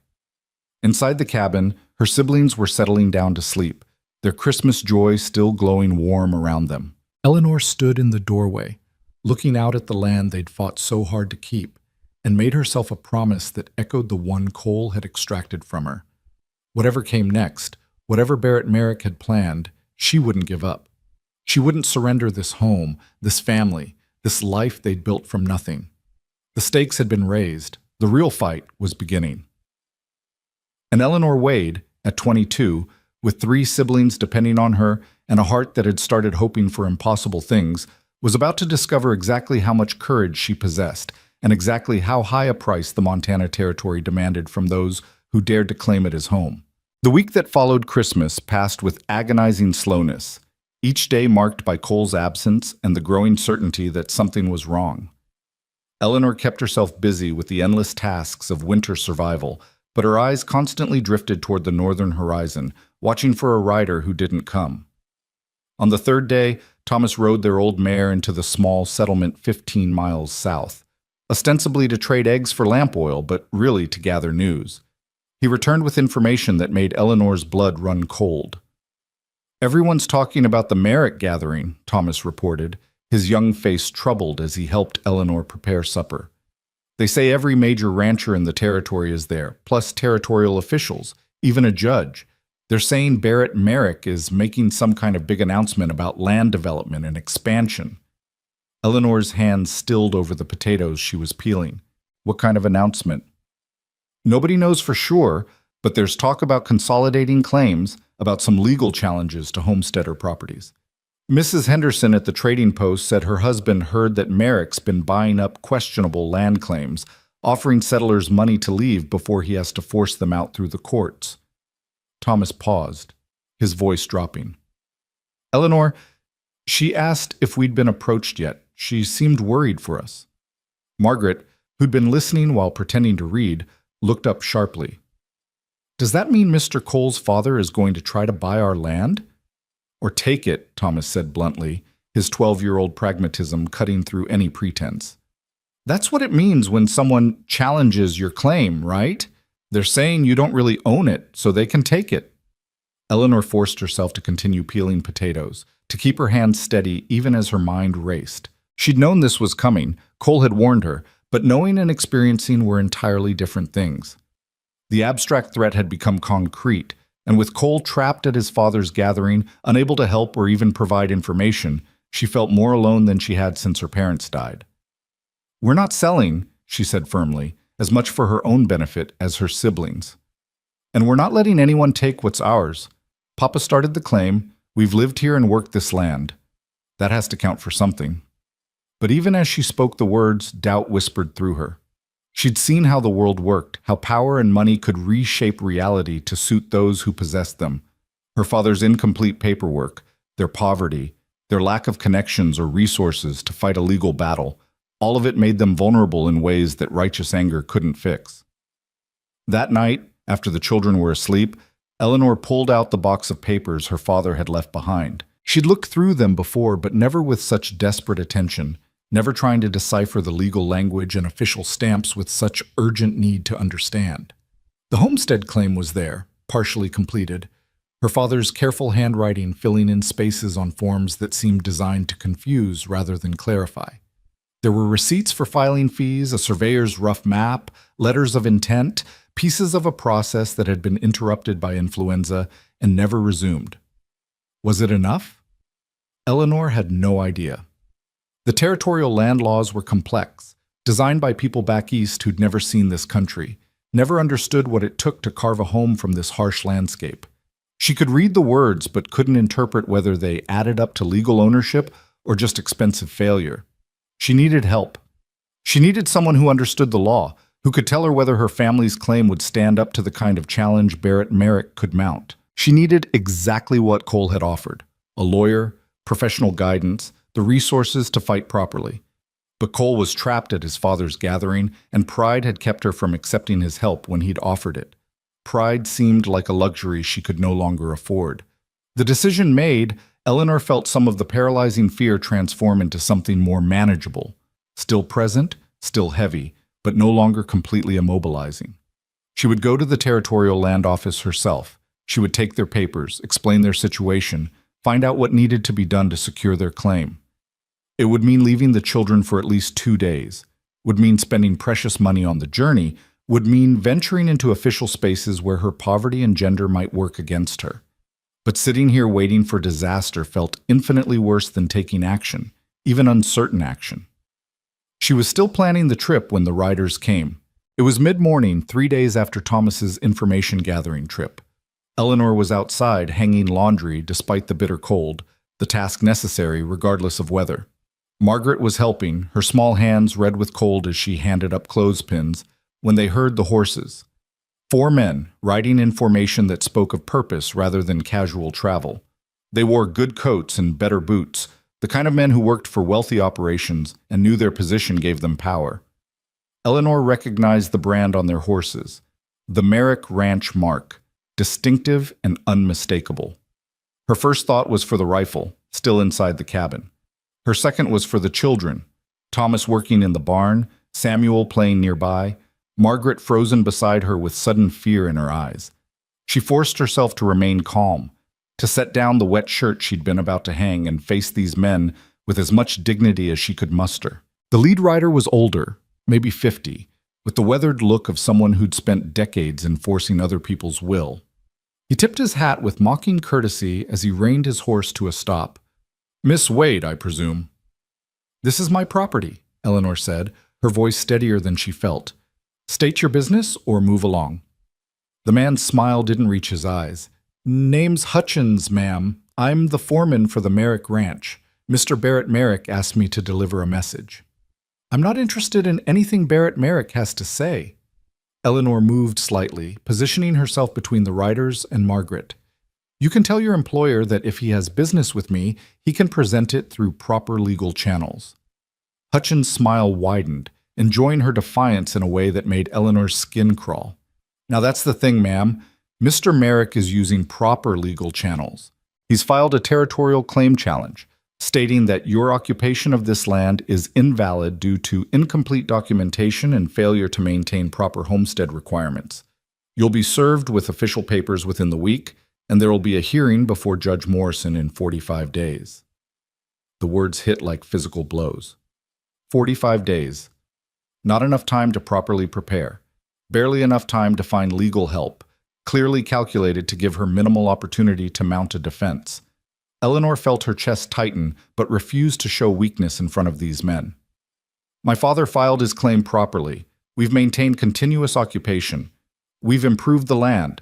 The law, Hutchins interrupted smoothly, requires complete documentation, proper filing of all necessary forms, and adherence to specific improvement requirements. Mr. Merrick's lawyers have reviewed your father's paperwork, or rather the lack thereof, and believe your claim is deficient. The judge will make the final determination, of course, but I'd say you're looking at an uphill battle, ma'am." "How did Barrett Merrick get access to my father's paperwork?" Eleanor demanded, anger burning through fear. "Those are private documents. Territorial land records are public information, ma'am. Anyone can review them. Mr. Merrick's attorneys are very thorough." Hutchins leaned forward in his saddle, his voice dropping to something that pretended at sympathy but felt more like threat. "Look, Miss Wade, I'm authorized to make you an offer. Mr. Merrick will pay you $500 for this property, more than fair considering the condition of the cabin and the minimal improvements. That money could set you up somewhere else, somewhere with better opportunities. You could take your siblings back east, give them proper schooling, a real chance at life." $500. It was more money than Eleanor had ever possessed, more than she could earn in years of backbreaking labor. It was also insulting, a fraction of what the land was worth to someone who understood its strategic value, a pittance offered to people assumed to be desperate enough to accept anything. "This land is not for sale at any price," Eleanor said coldly, "and I'll thank you to leave my property immediately." Hutchins straightened, his false sympathy evaporating. "That's your choice, ma'am, but I'd think carefully about what's best for those children you're responsible for. Fighting Mr. Merrick in court costs money, money for lawyers, money for filing fees, money you clearly don't have. And even if you could afford it, you'd lose. The law's on his side, and he's got the resources to prove it. All you'd accomplish is wasting what little you have left and ending up with nothing anyway." "Get off my land!" Eleanor's voice shook with rage she could no longer contain. "Get off, and tell Barrett Merrick that he can take his offer and his threats, and—" "Eleanor." Thomas had emerged from the barn, her uncle's rifle held with steady competence despite his young age. He didn't point it at the men, but the implied threat was clear. "These men were just leaving, weren't they?" Hutchins' expression darkened as he took in the armed boy, the calculation shifting behind his eyes. For a moment, Eleanor thought he might escalate, might challenge Thomas's right to even hold the weapon. But then he seemed to think better of it, perhaps remembering that whatever else they were, the Wades were within their rights to defend their property from unwelcome visitors. "We're leaving," Hutchins said, his tone now openly hostile. "But you'll be seeing us again, Miss Wade, at the hearing when Judge Morrison rules in Mr. Merrick's favor and this land becomes ranch property. I'd start packing if I were you. Makes leaving easier when the time comes." They rode off, taking their threats with them, but leaving behind a residue of fear that contaminated the winter air. Eleanor stood frozen until they disappeared from sight. Then her legs gave out, and she sank onto the bench her father had built, her whole body shaking with reaction. Margaret pressed against her side, crying softly. Thomas stayed standing, rifle still held ready, his young face set in lines that made him look far older than 12. Even Samuel had gone quiet, his child's instinct sensing the danger that had just passed through their yard. "They're really going to take our home," Margaret whispered. "Aren't they?" Eleanor wanted to offer reassurance, wanted to promise that everything would be fine, that the law would protect them, that right would prevail over might. But the lies stuck in her throat, false comfort that would make the eventual truth harder to bear. "They're going to try," she said instead, pulling Margaret close. "But we're going to fight. We're going to fight with everything we have." "How?" Thomas asked, his pragmatism cutting straight to the heart of the problem. "We don't have money for a lawyer. We don't know the law. How do we fight someone like Barrett Merrick?" "I don't know yet," Eleanor admitted. "But I know we can't just surrender. I know that giving up means losing for certain, while fighting at least gives us a chance." She looked at her siblings, these 3 children who'd already lost so much, who were depending on her to somehow fix the unfixable. "We're going to that territorial land office. We're going to find out exactly what we need to do to prove our claim is valid. And we're going to do it." "What about Mr. Cole?" Margaret asked. "Won't he help us?" Eleanor's heart clenched at the name. Where was Cole in all this? Did he know his father had already filed the challenge, already sent men to threaten and intimidate? Was he party to this strategy, despite all his words about caring, about making sure they could stay? Or was he as trapped by his father's machinations as they were by their poverty? "I don't know," Eleanor said honestly. "I don't know what Cole knows, or what he can do, or whether he'll even try to help us once his father has made his intentions this clear. But we can't count on him, Margaret. We can't count on anyone but ourselves." The words hurt to say, acknowledging the possibility that Cole's kindness had been temporary, conditional, unable to survive the test of real conflict with his father. But Eleanor forced herself to face that possibility, to plan as if they were truly alone, to not let hope in Cole's help become dependence that would shatter when it proved misplaced. They spent the rest of the day in a kind of shocked suspension, going through necessary tasks with automatic efficiency while their minds grappled with this new reality. Eleanor made plans. She would leave for the territorial office at first light, would take what money they had and pray it was enough for the journey and whatever fees were required. Thomas would stay with the children, would keep them safe and fed and protected until she returned. It wasn't ideal, leaving them even briefly, but she saw no alternative. The challenge had been filed, the timeline set. They had 45 days, and every one of them mattered. Night had fallen, supper had been eaten in near silence, and Eleanor was helping Samuel prepare for bed when she heard the horse. Her body tensed instinctively, fear spiking at the thought of more Merrick ranch hands returning with additional threats. But then she recognized the rhythm of the hoofbeats, the particular sound of a horse she'd come to know over the long winter months. Cole. She met him at the door, relief and anger warring in her chest. He looked exhausted, his face drawn with lines that hadn't been there the last time she'd seen him, his eyes carrying a burden of knowledge that made her stomach clench with dread. "Eleanor," he said, swinging down from his horse with weary grace. "Thank God you're all right. I came as soon as I could get away." "Your father's men were here," Eleanor said without preamble. "They threatened us, told us we'd be evicted, that Barrett Merrick has filed a legal challenge to our claim." She crossed her arms, holding herself together through sheer will. "Did you know?" Cole's expression crumpled, pain and guilt written across his features. "Not until 3 days ago. My father kept me occupied with the gathering, made sure I was always in meetings or entertaining guests or dealing with ranch business. By the time I found out what he was planning, he'd already filed the challenge, already sent Hutchins and his men to intimidate you. Eleanor, I swear to you I would have stopped this if I'd known. I would have warned you, helped you prepare." "But you didn't know," Eleanor interrupted, her voice flat with the effort of controlling her emotions. "Because your father made sure you didn't. Because even in your own family, you're kept in the dark when it matters. So what good are you to us, Cole? What good are your promises and your concern when your father can simply work around you to destroy us?" The words were harsh, harsher than she'd intended, but exhaustion and fear had eroded her usual restraint. Cole absorbed them without flinching, accepting the blow as deserved. "You're right," he said quietly. "I've been naive, thinking I could influence my father from within, thinking my objections would matter when money and power were at stake. I've been playing at rebellion while still accepting the privileges of my position, still taking his money and living under his roof and pretending that made me somehow separate from his actions." He stepped closer, his voice intense with conviction. "But that ends now. I'm here to help you fight this, Eleanor. I have money my mother left me, money my father can't touch. We'll hire the best lawyer in the territory. We'll make sure your claim is properly filed and documented. We'll fight this challenge with everything we have." "Why?" The question came out rawer than Eleanor intended, all her confusion and hurt and desperate hope packed into one syllable. "Why would you do that? Why would you go against your own father, risk your inheritance, your future for us?"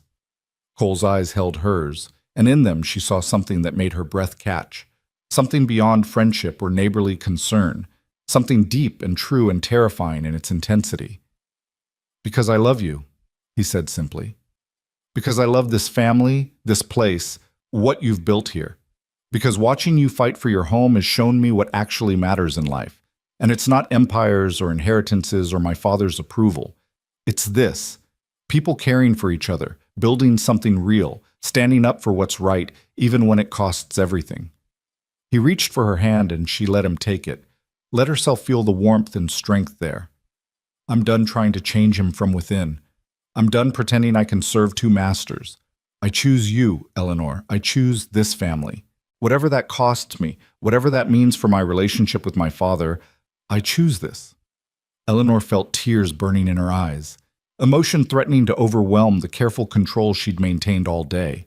Part of her wanted to fall into his arms, to accept this declaration and the help he offered and let someone else carry part of the burden she'd been shouldering alone. But another part, the part that had learned how dangerous hope could be, held back. "Your father won't accept that," she said. "He'll see it as betrayal. He'll cut you off, disinherit you, make sure you have nothing." "Then I'll have nothing," Cole said with fierce certainty. "I'll work with my hands, I'll build something of my own, I'll live without the Merrick name and money and power. But I won't live without honor. I won't live knowing I stood by while my father destroyed good people just to add another section to his empire." Thomas appeared in the doorway, having heard enough to understand what was being offered. "You'd really do that?" You'd give up everything to help us? Cole turned to face the boy, speaking to him with the same respect he'd always shown. Yes, because everything I'd be giving up, money, position, an inheritance built on taking from others, isn't worth keeping if it means losing who I am. Your family has taught me that. Your sister has taught me that. My father used to say you can judge a man by what he's willing to lose for what he believes in, Thomas said slowly. I think he would have liked you, Mr. Cole. Something shifted in the cabin's atmosphere, tension releasing slightly as acceptance began to replace suspicion. Margaret emerged from the sleeping area, having listened from the shadows, and walked straight to Cole with her characteristic directness. If you're going to fight for us, if you're going to go against your father and risk everything, then you should know something. She looked up at him with eyes too serious for 10 years old. Eleanor loves you too. She doesn't say it, but I can tell. So you're not just fighting for neighbors or people you feel sorry for. You're fighting for family. The family you're choosing, the family you want to be part of. That's important. That matters. Margaret! Eleanor's face flamed with embarrassment, but her sister just shrugged. It's true, and everyone knows it, so we might as well say it out loud. Besides, Mr. Cole just said he loves you, and you didn't say it back, and that's not fair to him. The simple childhood logic of it broke something loose in Eleanor's chest. She'd been so focused on survival, on protecting her siblings, on maintaining the walls that kept her upright and functional, that she'd barely let herself acknowledge her own feelings. But Margaret was right. Cole had laid his heart bare, had offered everything he had, and she owed him the same honesty. I do, Eleanor said quietly, meeting Cole's eyes. I do love you. I've been trying not to, because it seemed impossible, because our situations were too different, because hoping for something more felt like inviting heartbreak. But Margaret's right. I love you. I love your kindness and your strength and the way you see people as people instead of resources. I love how you are with my siblings, how you've made this place feel less lonely, how you've given us back hope when I thought we'd lost it forever. Cole closed the distance between them in 2 strides, pulling her into an embrace that felt like coming home. Eleanor let herself lean into his strength, let herself accept comfort and support, let herself believe that maybe, just maybe, they weren't facing this fight alone. We'll get through this, Cole murmured against her hair. Together. We'll make sure your claim stands. We'll fight my father's challenge and win. And when it's over, when this land is legally and completely yours, I'm going to ask you a question. But first, we handle this. Eleanor pulled back just enough to see his face. What question? Cole's smile was soft, full of promise. One thing at a time. First, we secure your home. Then, we talk about the future. He glanced at the 3 children watching them with expressions ranging from Margaret's satisfaction to Samuel's confusion to Thomas's cautious optimism. The future for all of us. The meaning behind his words settled warm in Eleanor's chest. Not just a romantic future for the 2 of them, but a family future, all 5 of them together, building something that honored both what they'd survived and what they hoped to create. It was more than she'd let herself dream of, more than seemed possible, given the obstacles ahead. But with Cole beside her, with his resources and determination added to her own stubborn courage, maybe it wasn't impossible after all. They spent the rest of the evening making plans. Cole would ride to the territorial capital first thing in the morning, would hire the best land lawyer his money could secure. He'd get copies of all relevant territorial laws and precedents, would find out exactly what was needed to prove their claim valid beyond challenge. Meanwhile, Eleanor would gather every piece of documentation her father had left. Receipts, letters, the partial claim filing, anything that proved their family's relationship to this land. There's something else, Cole said as they worked through the logistics. The hearing will be before Judge Morrison. He's not corrupt exactly, but he's influenced by power and money. We'll need more than just legal arguments. We'll need public support, testimony from other homesteaders, evidence that the community values your presence here. We'll need to make this about more than just one claim. Make it about the principle of whether big ranchers can simply take land from working families through legal intimidation. You're talking about making this political, Thomas observed. I'm talking about fighting smart, Cole corrected. My father has money and lawyers and connections. We have the moral high ground, and the truth. We need to make sure those things matter more in the courtroom than they usually do. They worked late into the night, building strategy from hope and determination and precious little actual legal knowledge.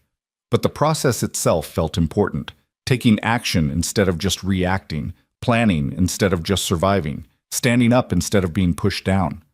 By the time Cole finally left with promises to return as soon as he had information, Eleanor felt something she hadn't felt in months.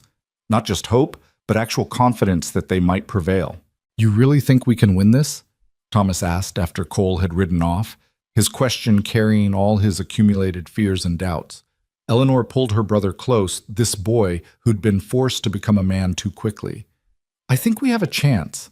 I think we have help now, and I think we're not going to let Barrett Merrick take our home without the fight of his life. That has to count for something." In the days that followed, their cabin became the center of a growing resistance. Cole returned with a lawyer named Samuel Harrison, a thin, intense man who'd made his reputation defending homesteaders against exactly the kind of territorial power plays Barrett Merrick specialized in. Harrison spent hours reviewing their documents, asking questions about their occupation and improvements, building a case that relied less on completed paperwork and more on the spirit of homestead law. "The territorial statutes are clear," Harrison explained in his precise way.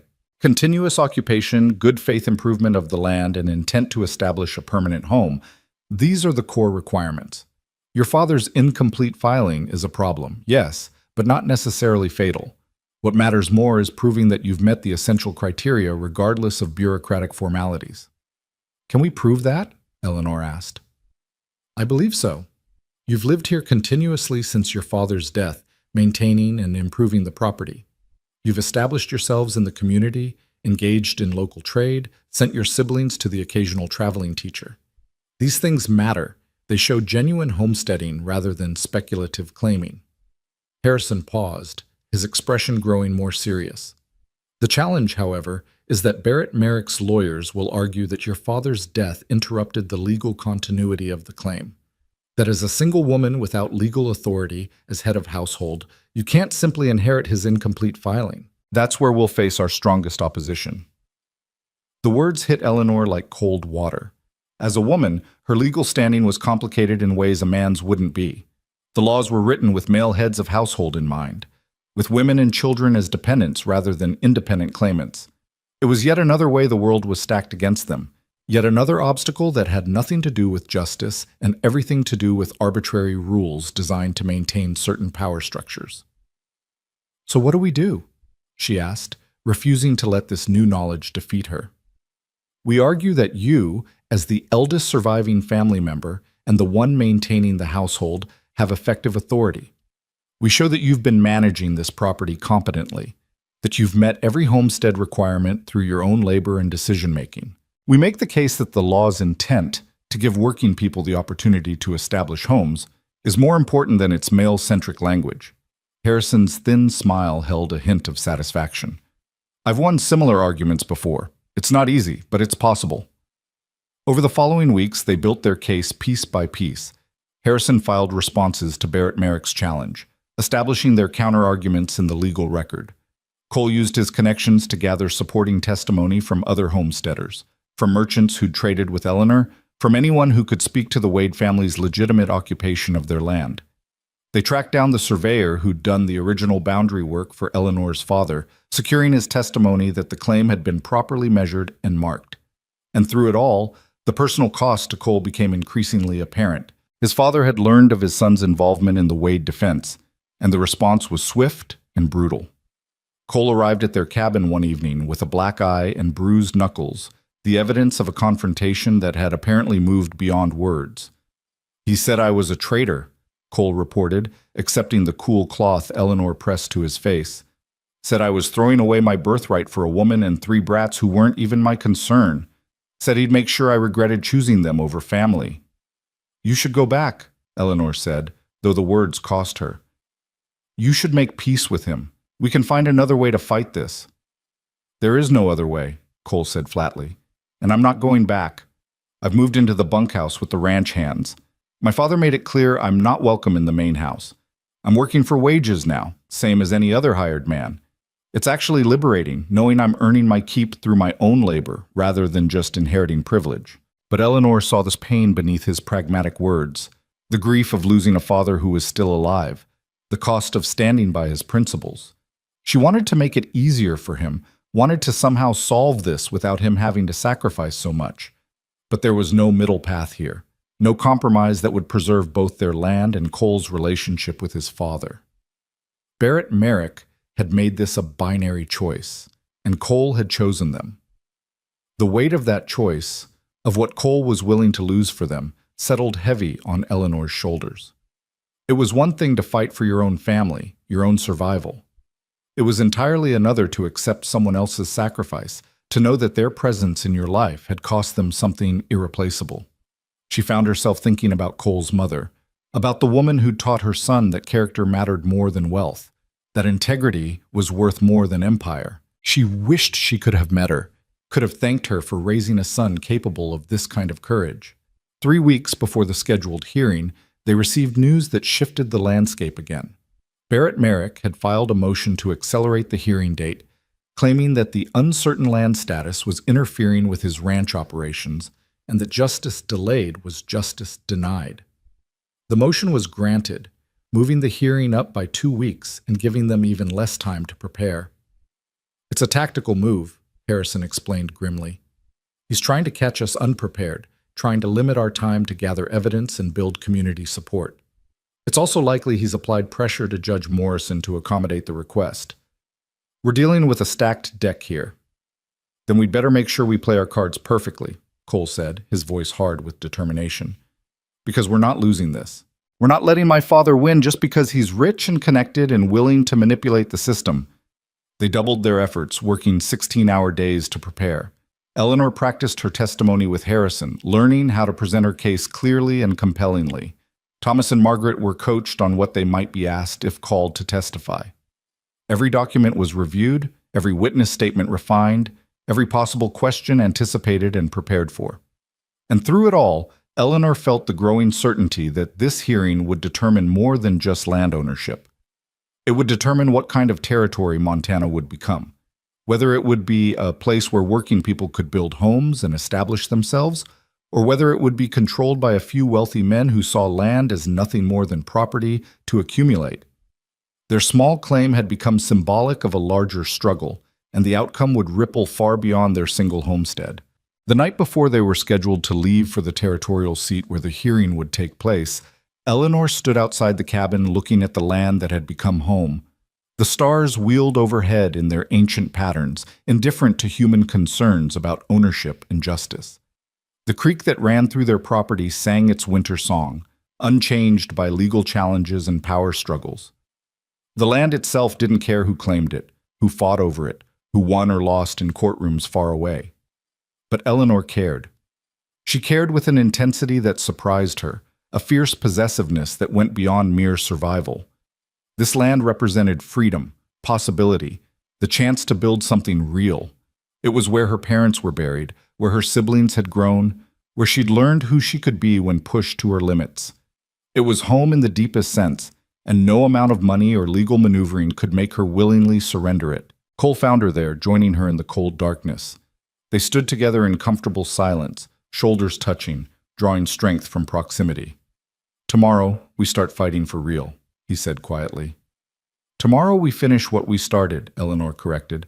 "We've been fighting since the moment your father filed that challenge. Tomorrow we just make it official." "Are you scared?"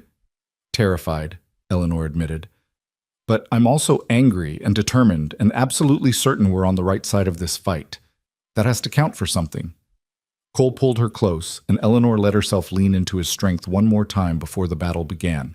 Tomorrow, they would face Barrett Merrick's wealth and power and legal maneuvering. They would stand before a judge who might or might not care about justice over connections. They would fight for something that should never have needed fighting for, the right to keep the home they'd built through sacrifice and stubbornness and love.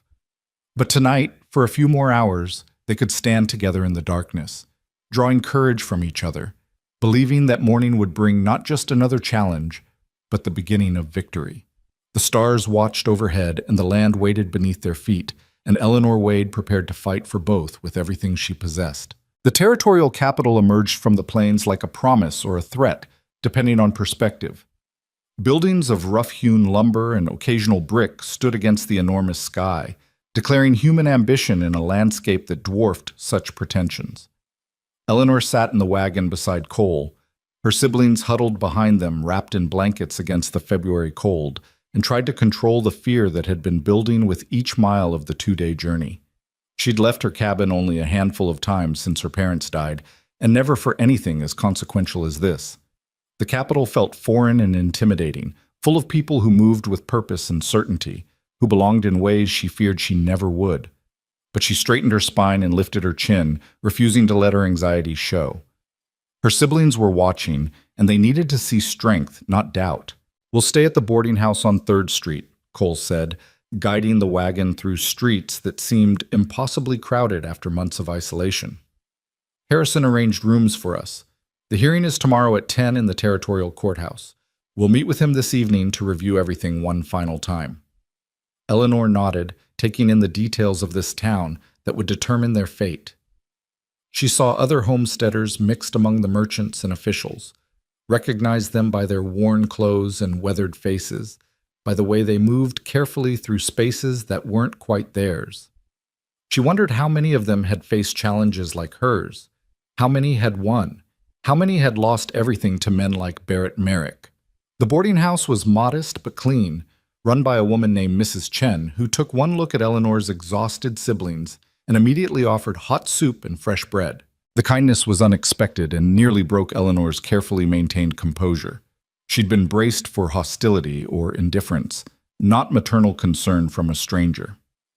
"You're the Homesteader family fighting Barrett Merrick," Mrs. Chen said as she ladled soup into bowls. It wasn't a question. "Word travels fast. Half the territory's been talking about it." "Is that good or bad?" Thomas asked, his 12-year-old pragmatism cutting straight to the relevant question. Mrs. Chen's expression was difficult to read. "Depends who you ask. Homesteaders are cheering for you. You're fighting the fight a lot of them wish they could fight. The ranchers and businessmen? They're mostly on Merrick's side. They see this as about property rights and legal procedure, don't much care about the human cost." She set the last bowl down, her gaze settling on Eleanor with unexpected intensity. "But Judge Morrison? He's harder to predict. He's ruled for homesteaders before, when the law was clearly on their side. He's also ruled for ranchers when money talked louder than justice. You'll need more than legal arguments tomorrow. You'll need to make him see you as people, not just another case number." The words settled heavy in Eleanor's chest, adding another layer of pressure to what was already overwhelming. It wasn't enough to have the law on their side. They had to be sympathetic, compelling, human enough to matter. She thought about her worn dress, her calloused hands, the way her siblings looked too thin despite their improving circumstances. Would that inspire sympathy or just confirm prejudices about homesteaders as unsuccessful, barely surviving, not worth the effort of defending? Harrison arrived that evening as promised, carrying a leather satchel stuffed with documents and a nervous energy that did nothing to calm Eleanor's fears.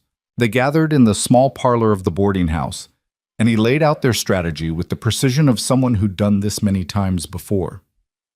"Barrett Merrick will present first," Harrison explained, spreading papers across the small table. "His lawyers will argue that your father's claim was never properly completed, that his death severed any legal continuity, and that as a single woman without a male head of household, you lack the standing to inherit or maintain the claim. They'll present this as a simple matter of following proper procedure. No malice, just legal necessity." "But that's not what this is really about," Cole interjected, his voice tight with controlled anger. "This is about my father wanting land he sees as strategically valuable. The legal arguments are just the tool he's using." "Of course," Harrison agreed, "but we can't argue motive in court. We can only argue law and fact. So here's our counter strategy. We acknowledge that the original filing was incomplete, but we argue that the essential requirements of homestead law have been met. Continuous occupation, good faith improvements, community integration, the intent to establish a permanent home. We present Eleanor not as someone trying to inherit a claim, but as someone who has actively maintained and improved the property in her own right, making her the de facto claimant regardless of the paperwork history." Will that work? Margaret asked, her young voice cutting through the legal jargon to the question that mattered. Harrison's pause was too long, too calculated. It should work. The law supports it. The precedents lean our way. But he glanced at Cole, some unspoken communication passing between them. Judge Morrison is susceptible to influence. We need to be prepared for the possibility that legal merit won't be enough. You're saying he might rule against us even if we're right, Thomas said flatly. I'm saying we need to make it as difficult as possible for him to do that. We need witnesses, community support, evidence that makes the injustice of ruling against you absolutely clear. We need to make this about more than just one homestead, make it about what kind of territory Montana wants to be. Harrison's intensity increased, his thin frame practically vibrating with conviction. Tomorrow, when you testify, Eleanor, you're not just defending your claim. You're defending every homesteader who's ever tried to build something against the odds. Make Judge Morrison understand that. Make everyone in that courtroom understand that. The weight of it pressed down on Eleanor like physical force. She was 22 years old, exhausted from months of struggle, terrified of losing everything. And now she was supposed to be a symbol, a representative, someone whose words would matter beyond her own small family's fate. It felt like too much, like more than she could possibly carry. But then she felt Cole's hand find hers under the table, steady and warm. She looked at her siblings, Margaret trying so hard to be brave, Thomas pretending he wasn't scared, Samuel barely understanding but trusting absolutely in his big sister's ability to fix things. They were counting on her, not to be perfect, not to be some grand symbol, but just to stand up and tell the truth about what they'd survived and built and why it mattered. That, at least, she could do.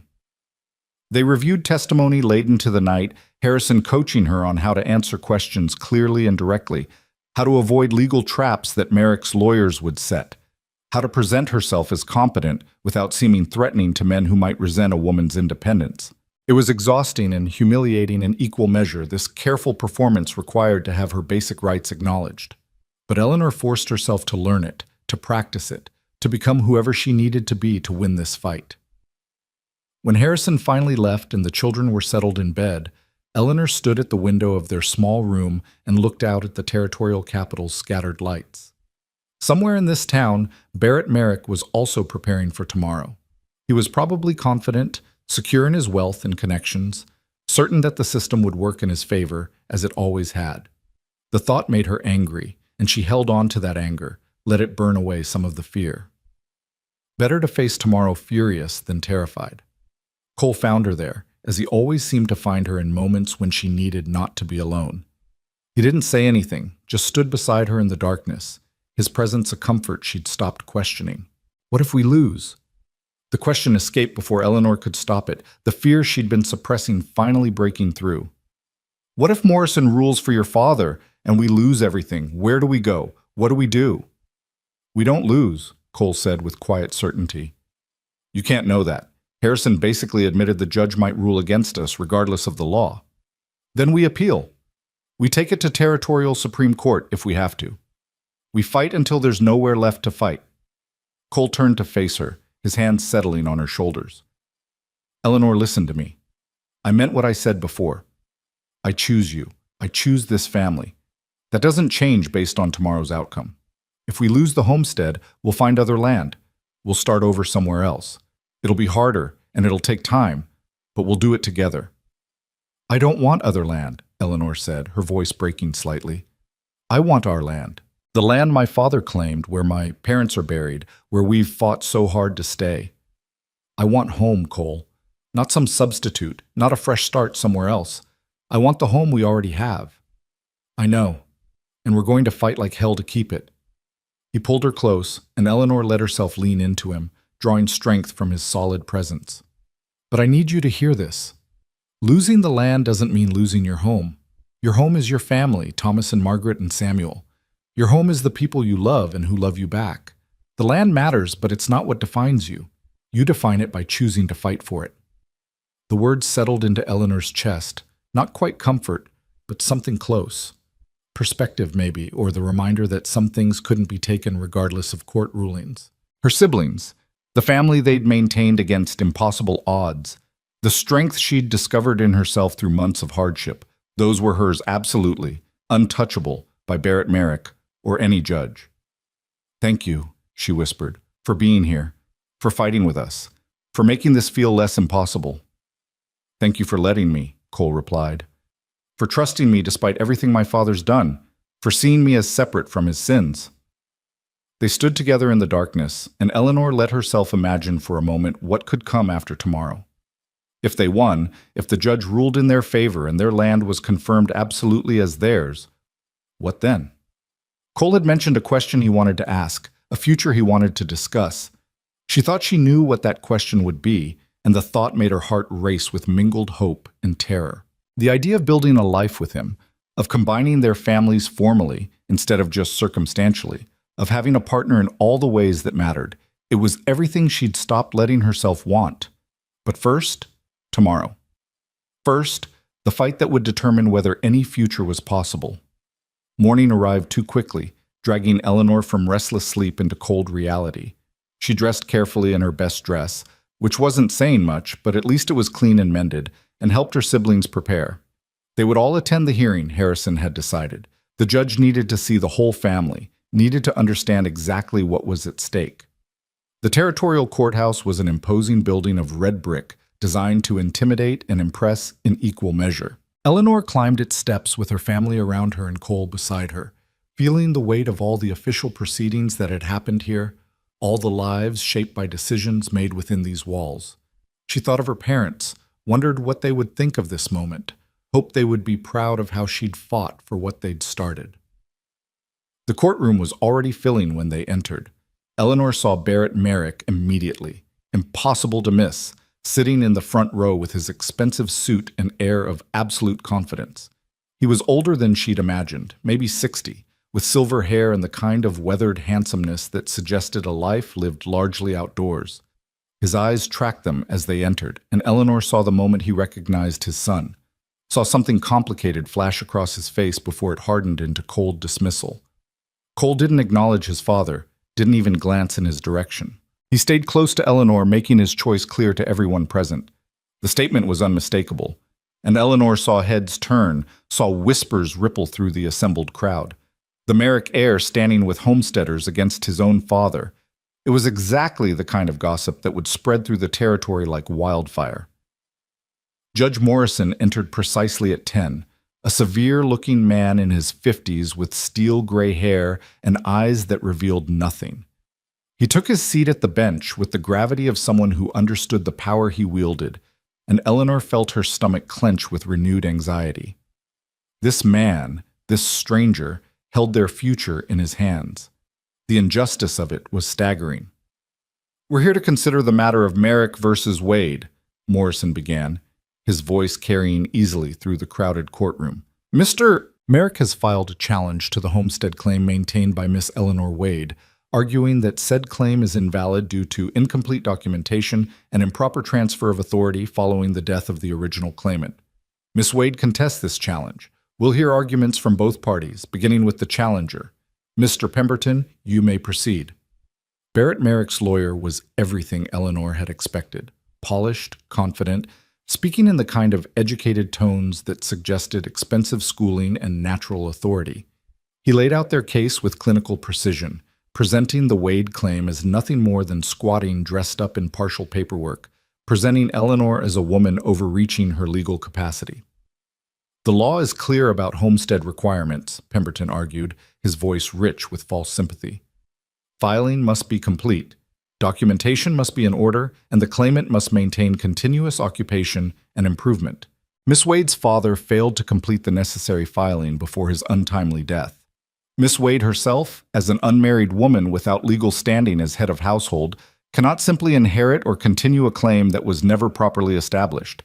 This is not a question of fairness or sentiment. It's a question of following territorial law." He continued for nearly an hour, building a case that sounded reasonable if you ignored the human cost, that seemed logical if you didn't consider the purpose behind homestead law. He presented documents showing the incomplete filing, pointed to technicalities and procedures that hadn't been followed, made it sound as if the Wade family were trying to circumvent proper legal channels, rather than simply struggling to survive. Eleanor watched Judge Morrison as Pemberton spoke, trying to read his expression and finding nothing. The judge's face remained neutral, giving no indication of how the arguments were landing. Beside her, Cole's jaw was tight with tension, his hands clenched into fists. On her other side, Thomas sat rigid with the effort of staying quiet, of not objecting to the way their struggle was being characterized as legal negligence. When Pemberton finally finished and resumed his seat beside Barrett Merrick, Harrison stood with the controlled energy of someone preparing for battle. He was physically unimpressive compared to Merrick's polished lawyer. His suit was less expensive, his manner less naturally commanding. But when he spoke, his voice carried absolute conviction. Your Honor, Mr. Pemberton wants us to believe this case is about paperwork and procedure. It's not. This case is about whether homestead law exists to help working families establish homes, or whether it exists to create hoops that wealthy men can force poor families to jump through before taking their land.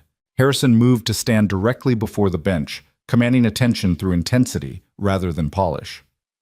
The Wade family has done everything homestead law requires in spirit and substance. They've occupied the land continuously. They've improved it significantly. They've integrated into the local community. They've maintained it through hardship that would have broken most families. The fact that Eleanor Wade's father died before completing certain bureaucratic filings doesn't negate any of that. He laid out their case piece by piece, the surveyor's testimony about proper boundaries, the merchant's statements about the family's legitimate community presence, the physical evidence of improvements made. He presented Eleanor not as someone trying to inherit a claim, but as someone who had maintained and improved property through her own labor, making her the legitimate claimant regardless of her father's incomplete paperwork. Mr. Pemberton argues that Miss Wade lacks legal standing as an unmarried woman, Harrison continued, his voice sharpening, but homestead law doesn't require a male head of household. It requires a head of household, period. Eleanor Wade has functioned as head of household since her father's death. She's made all decisions regarding the property. She's entered into contracts for supplies and services. She's maintained the claim through her own competent management. The law doesn't require that household heads be male. That's just prejudice masquerading as legal principle. Eleanor saw Morrison's expression shift slightly at that, something that might have been interest or might have been offense. It was impossible to tell, and the uncertainty made her pulse race with anxiety. Harrison called witnesses throughout the morning, the surveyor, 2 neighboring homesteaders, Mrs. Henderson from the trading post. Each testified to the Wade family's legitimate occupation of their land, their visible improvements, their integration into the community. Each made the case that Eleanor had functioned effectively as the property's manager and that the family's claim was as valid as any other homesteader's regardless of paperwork technicalities. Then it was Eleanor's turn to testify. She walked to the witness stand with her heart hammering so hard she was certain everyone could hear it. The oath was administered, and she swore to tell the truth with a voice that didn't quite shake. Harrison approached with an encouraging expression, his questions designed to let her tell their story in her own words. Miss Wade, please tell the court about your family's relationship to the land in question. Eleanor took a breath and began. She told them about her father claiming the land in 1880, about building the cabin with his own hands, about her mother planting the first garden. She described her childhood there, the memories embedded in every corner of that property. She spoke about the influenza that took her parents, about the choice she'd made to keep her siblings together rather than surrendering them to orphanages or relatives who didn't want the burden. She described the work of maintaining the homestead alone, the hunting and planting and repairs, the teaching and protecting and struggling to survive. Why didn't you complete your father's filing after he died? Harrison asked. I didn't know how. Eleanor answered honestly. My father handled those things. I was focused on keeping us alive, keeping us together. By the time I realized the filing wasn't complete, I didn't have money for a lawyer or resources to travel to the territorial office. I thought, she paused, fighting the emotion that threatened to choke her voice. I thought living there, working the land, building a home, I thought that would be enough. I thought if we earned it through labor and love and sacrifice, that would matter more than paperwork. And has it been enough? Have you succeeded in building a home there? Yes. Eleanor's voice grew stronger, more certain. We've not only survived, We've thrived. The cabin is solid and warm. The garden produces enough to sustain us. My siblings are educated and healthy. We're part of the community. We've built something real from almost nothing. That's what homesteading is supposed to be about, giving families the chance to build something through their own effort, and that's exactly what we've done. Harrison smiled slightly, satisfaction flickering across his face. Thank you, Miss Wade. Your witness, Mr. Pemberton. Merrick's lawyer stood with the air of someone preparing to destroy, and Eleanor braced herself for attack. Pemberton approached the witness stand with false courtesy that set her teeth on edge. Miss Wade, you've painted a very sympathetic picture, but let's discuss facts. You testified that you didn't complete your father's filing because you didn't know how and lacked resources. Isn't it true that the Territorial Land Office offers assistance with filing procedures? I didn't know that at the time, Eleanor said carefully. But ignorance of resources doesn't excuse failure to follow procedure, does it? I wasn't aware I was failing to follow procedure. I was focused on survival. Pemberton's smile was cold. Of course. But surely you understand that homestead law requires certain formalities for good reason, that allowing anyone to simply occupy land and call it theirs would create chaos. We're not anyone, Eleanor said, feeling anger burn through anxiety. We're a family that's lived on and improved that land for years. We've met every requirement that matters. The only thing we lack is completed paperwork that my father would have finished if he'd lived. But he didn't live, did he? And upon his death, the claim became unclear. You're asking this court to retroactively validate a claim that was never properly established, based on your occupation of land that legally belongs to the territory. That land belongs to my family, Eleanor said firmly. We've earned it through work and sacrifice. That should matter more than bureaucratic procedure. Should, Pemberton repeated, as if the word were distasteful. But the law doesn't work on should, Miss Wade. It works on is. And the fact is, your family's claim was never properly completed, and you lack the legal standing to retroactively complete it. Harrison stood immediately. Objection, Your Honor. Mr. Pemberton is arguing his case rather than asking questions. If he has specific questions for the witness, he should ask them. Sustained, Morrison said, his voice neutral. Mr. Pemberton, please confine yourself to questions. Pemberton shifted tactics, asking about specific improvements, about the details of their survival, clearly trying to find inconsistencies or admissions that would undermine their case. Eleanor answered as carefully as she could, aware that every word mattered, that she was walking through a minefield of legal traps. She saw Cole watching intently from his seat, saw her siblings holding each other in the gallery, and drew strength from their presence. When Pemberton finally finished and she was allowed to step down, Eleanor felt exhausted, wrung out from the effort of defending herself and her family in a system designed to favor people like Barrett Merrick. She resumed her seat beside Cole, and his hand found hers immediately, warm and solid and grounding. Harrison called a few more witnesses in the afternoon. Thomas testified briefly about maintaining the property, about the work they'd all done. A neighboring homesteader spoke passionately about the Wade family's right to their land, about the broader implications if the court ruled against them. Each testimony added another layer to their case, another voice arguing that justice demanded recognizing what they'd built regardless of paperwork technicalities. Then Barrett Merrick himself took the stand. Cole went rigid beside Eleanor as his father was sworn in, tension radiating from every line of his body. Pemberton's questions were designed to make Merrick seem reasonable, concerned only with proper procedure and legal clarity rather than land acquisition. Mr. Merrick, why did you file this challenge? Because unclear land claims create problems for everyone, Merrick said smoothly, his voice carrying the authority of someone used to being heard. I have significant holdings in this area. When I plan grazing rotations or water access or expansion, I need to know which land is legitimately claimed and which is available. The Wade property sits in a strategically important corridor. I need clarity about its status. And if the claim is ruled invalid, do you intend to claim that land yourself? If it's legally available, yes. I would file proper claims and incorporate it into my ranch operations. That's good business and good land management. Have you ever offered to help the Wade family complete their filing? The question was clearly rehearsed, designed to make Merrick seem generous. I offered to purchase the property for a fair price, more than fair actually, $500 for land and improvements. That would have given them resources to establish themselves elsewhere, perhaps somewhere more suitable for a young woman trying to raise siblings alone.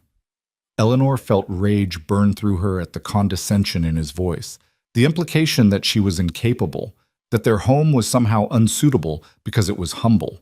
Harrison must have felt her tension because he squeezed her arm warningly, reminding her silently to maintain composure. When Harrison rose for cross-examination, there was steel in his voice that Eleanor hadn't heard before. Mr. Merrick, you testified that you need clarity about land status for ranch planning. But isn't it true that you knew the Wade family was occupying that property when you filed this challenge? I knew someone was living there, yes. And you knew they'd been living there for years? That they'd built a cabin, established a garden, integrated into the community? I knew there was a structure. I didn't investigate the details of their occupation. You didn't investigate? Harrison's voice dripped skepticism. You're asking this court to believe that before filing a legal challenge that could destroy a family's home, you didn't bother to investigate whether their occupation was legitimate? I investigated the legal status of their claim. That's what matters. Does it? More than the human reality of what you'd be doing? Harrison moved closer to the witness stand, his intensity increasing. Mr. Merrick, how much land does your ranch currently encompass? Approximately 40,000 acres. 40,000 acres. And the Wade property is approximately 160 acres? Approximately. So you're seeking to add 160 acres, less than 0.5% of your current holdings, by displacing a family of 4 who have nowhere else to go. Does that seem proportionate to you? Pemberton stood quickly. Objection, Your Honor. The size of Mr. Merrick's holdings is irrelevant to the legal question of whether the Wade claim is valid. Harrison wheeled on the judge before Morrison could rule. It's entirely relevant, Your Honor. This case is supposedly about legal procedure and proper claims, but the reality is it's about a wealthy rancher using legal technicalities to take land from a struggling family because he can. Mr. Merrick's extensive holdings demonstrate that this isn't about need, it's about power and accumulation. Morrison considered for a long moment, and Eleanor held her breath waiting for his ruling. Finally, I'll allow the question. Mr. Merrick, please answer. Merrick's face had gone cold, his composure cracking slightly. The size of my ranch is irrelevant. What matters is following proper legal procedure. Convenient that proper legal procedure happens to work in favor of the wealthy and connected, isn't it? Harrison didn't wait for an answer, pressing forward. Mr. Merrick, isn't it true that you've acquired several properties in recent years through similar legal challenges? Properties occupied by homesteaders whose claims had paperwork irregularities? I've participated in territorial land proceedings when necessary to clarify ownership, yes. Participated in proceedings, Harrison repeated. That's one way of describing systematically targeting vulnerable homesteaders. How many families have lost their homes because of these proceedings, Mr. Merrick? Objection. Pemberton was on his feet, face flushed. This is harassment of the witness, not legitimate questioning. Sustained, Morrison said, but Eleanor saw something in his expression that might have been discomfort. Mr. Harrison, move on. Harrison returned to the defense table, but he'd made his point. The gallery was murmuring, and Eleanor saw several faces that had been neutral now watching Barrett Merrick with open hostility. Harrison had successfully reframed the case from dry legal procedure to something more primal, wealthy power trying to crush working-class survival. The afternoon stretched longer as final arguments were made, as Harrison and Pemberton battled over interpretations of law and precedent, as the case was reduced to competing narratives about what justice demanded. Eleanor listened with exhaustion replacing anxiety, too drained to maintain the heightened tension that had carried her through the day. Whatever happened now was beyond her control. She'd testified, had told their truth, had presented herself and her family as honestly as possible. The rest was up to Morrison. Judge Morrison finally called an end to testimony as the winter sun slanted low through the courtroom windows. I'll take this matter under advisement, he announced, his voice giving nothing away. Both parties will be notified of my decision within 3 days.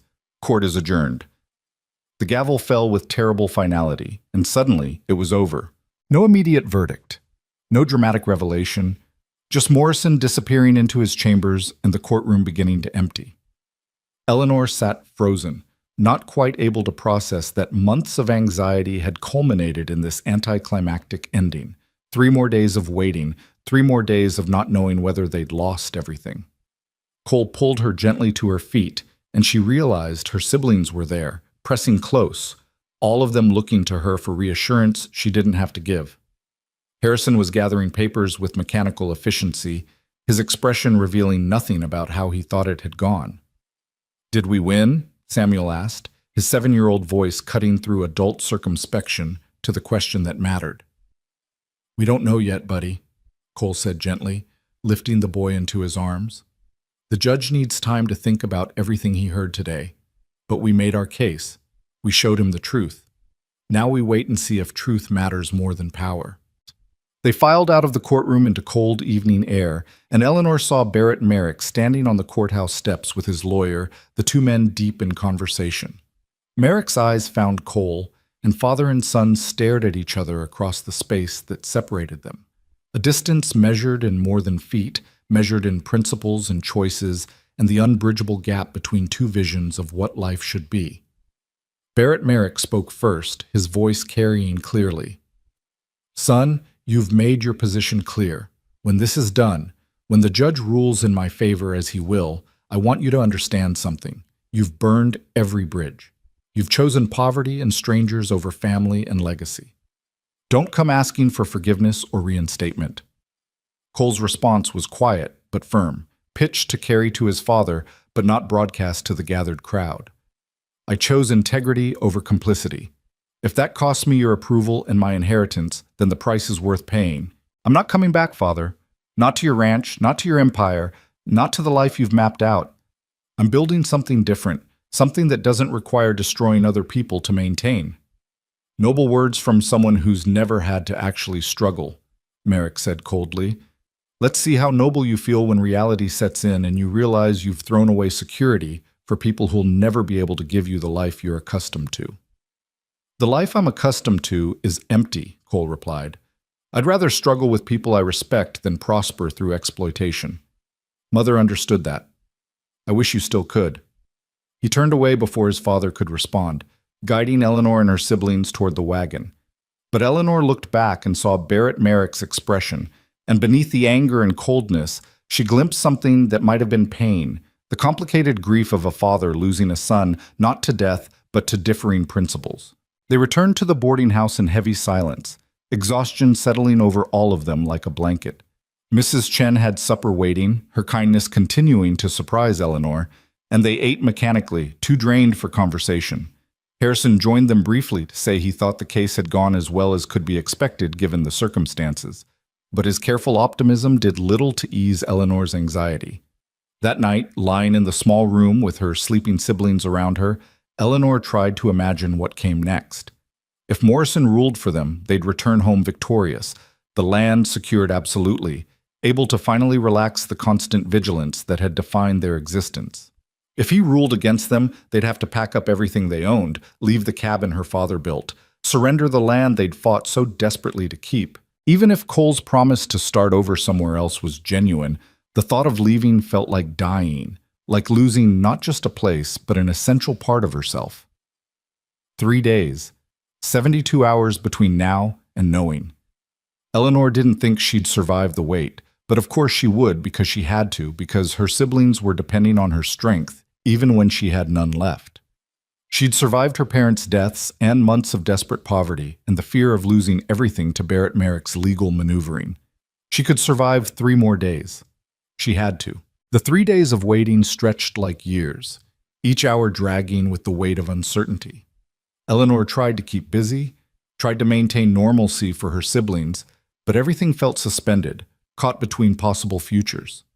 They stayed at the boarding house, unable to return home until they knew whether home would still be theirs, and the small rooms became a kind of limbo, neither here nor there, neither safe nor lost, just waiting. On the second day, Harrison came with news that made Eleanor's stomach drop. "I've heard rumors," he said quietly, keeping his voice low so the children wouldn't hear. Judge Morrison has been seen meeting privately with Barrett Merrick's lawyers. It could be innocent, procedural questions, clarifications, but it could also mean they're negotiating the terms of a ruling in Merrick's favor. Can he do that? Cole demanded, his voice tight with controlled fury. Can he just decide our case based on private meetings? Technically, no. Practically? Harrison shrugged, his expression grim. Judges have enormous discretion in these cases. If Morrison wants to rule for Merrick, he'll find legal justification for it. The question is whether he wants to badly enough to ignore the obvious injustice. Eleanor felt something harden in her chest, anger replacing the anxiety that had been consuming her. She'd known the system was weighted against people like her, had understood intellectually that wealth bought influence, but experiencing it directly, watching the process designed to protect homesteaders be twisted to serve the exact opposite purpose, it ignited something fierce inside her. Then we make sure everyone knows, she said, her voice steady despite the rage burning through her. If Morrison rules against us, we make sure the whole territory understands it was politics and money, not justice. We make him pay the price of public opinion, even if we can't win in his courtroom. Cole looked at her with something like pride. What are you thinking? I'm thinking there are newspapers here, reporters who'd be interested in the story of a wealthy rancher using legal manipulation to steal land from orphaned children. I'm thinking public pressure might be the only leverage we have left. Eleanor's mind was racing now, strategy forming from desperation. Harrison, can you arrange for me to speak with journalists? Today, before the ruling comes? Harrison's thin smile held approval.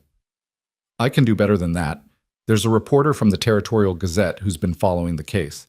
Woman named Sarah Mitchell. She's got a reputation for exposing exactly this kind of corruption. Let me reach out to her. Within hours, Sarah Mitchell was sitting in Mrs. Chen's parlor, a sharp-eyed woman of perhaps 40 with ink-stained fingers and the air of someone who'd spent years extracting truth from reluctant sources. She listened as Eleanor told their story, not the sanitized legal version from the courtroom, but the raw human reality of it. The influenza that took their parents, the months of desperate survival, Cole's unexpected kindness, Barrett Merrick's systematic campaign to take their land. Eleanor held nothing back, letting her anger and fear and fierce determination show through.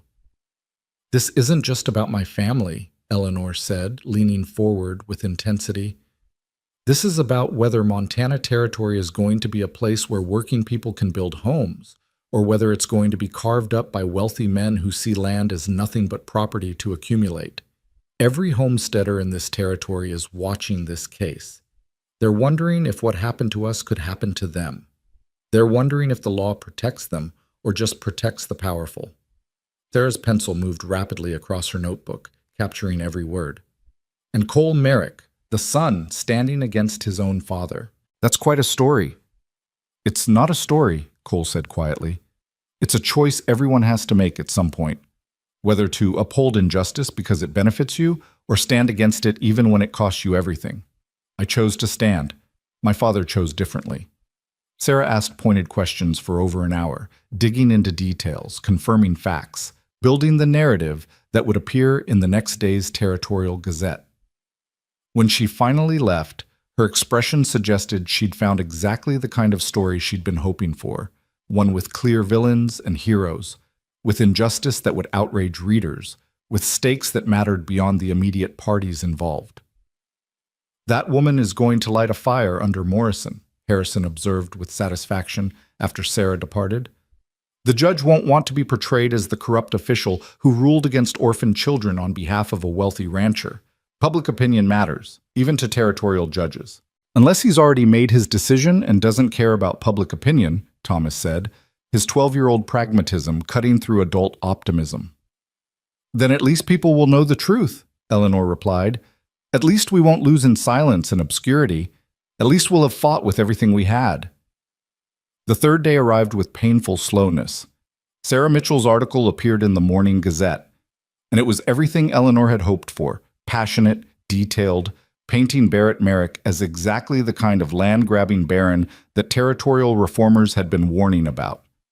The article didn't just cover their case, it exposed Merrick's pattern of similar challenges, named other families he'd displaced, questioned whether territorial land law was serving its intended purpose or just enabling wealthy consolidation. By mid-morning, the boarding house had received 3 visits from other homesteaders, people Eleanor had never met who'd read the article and wanted to offer support. By afternoon, a small crowd had gathered outside the courthouse, homesteaders and their families holding signs demanding fair treatment and just rulings. The case that had seemed like a private struggle had become something larger, a flashpoint for tensions that had been building throughout the territory. Morrison has to have seen this, Cole said, watching the growing crowd from the boarding house window. He has to know that whatever he decides will make him either a hero or a villain to half the territory. Which half has more power? Margaret asked, showing the uncomfortable insight that poverty had taught her. The ranchers have money, Cole acknowledged, but the homesteaders have numbers and vote. Morrison's appointed now, but territorial judges eventually have to face election if they want to stay in office. Public opinion might matter more than he'd like to admit. The summons came at 3 o'clock. A messenger from the courthouse, informing them that Judge Morrison was ready to deliver his ruling. Eleanor's hands shook as she helped her siblings into their coats, as she prepared to walk back into that courtroom one final time. This was it, the moment that would determine whether they returned home victorious or left Montana Territory defeated. The crowd outside the courthouse had grown even larger, and they parted to let Eleanor and her family through, their faces showing support and hope, and the desperate desire to see justice prevail. Eleanor felt the weight of their expectation, the knowledge that she was representing more than just her own family now. She was representing every homesteader who'd ever been pushed aside by wealthy power, every working family trying to build something against overwhelming odds. The courtroom was packed beyond capacity, people standing against the walls, filling the gallery completely.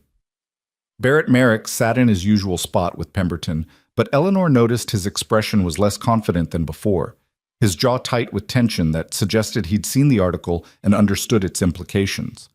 Across the aisle, Cole sat beside her, his presence steady and grounding, his choice to stand with her made visible to everyone present. Judge Morrison entered with his usual gravity, but Eleanor thought she detected something different in his bearing. Uncertainty, maybe? Or the weight of knowing his decision would be scrutinized by more people than usual. He settled into his seat, arranged papers before him, and let the tension build for a long moment before speaking. I've reviewed the evidence presented, the testimony offered, and the relevant territorial statutes governing homestead claims, Morrison began, his voice carrying clearly through the silent courtroom. This case presents a conflict between procedural requirements and the essential purposes of homestead law. On one side, we have incomplete paperwork and technical deficiencies. On the other, we have a family that has clearly met the core requirements of homesteading, continuous occupation, good faith improvements, and the establishment of a genuine home. Eleanor's heart was hammering so hard she felt dizzy. She couldn't read Morrison's expression, couldn't tell from his words which way he was leaning. Beside her, Cole's hand found hers, squeezing gently, offering what comfort he could. Mr. Merrick's attorneys argue that paperwork requirements exist for good reason and cannot be waived simply because a family faces hardship, Morrison continued. They're not wrong about the importance of proper documentation. Our territorial land system depends on clear, complete records. However, he paused, and Eleanor saw his gaze move across the packed courtroom, taking in the faces watching him. The purpose of homestead law is not to create bureaucratic obstacles. It exists to give working families the opportunity to establish homes through their own labor and commitment. Morrison shifted his attention directly to Eleanor, and something in his expression softened almost imperceptibly. Miss Wade, you and your siblings have demonstrated remarkable resilience in the face of devastating loss. You've maintained and improved property that your father began claiming.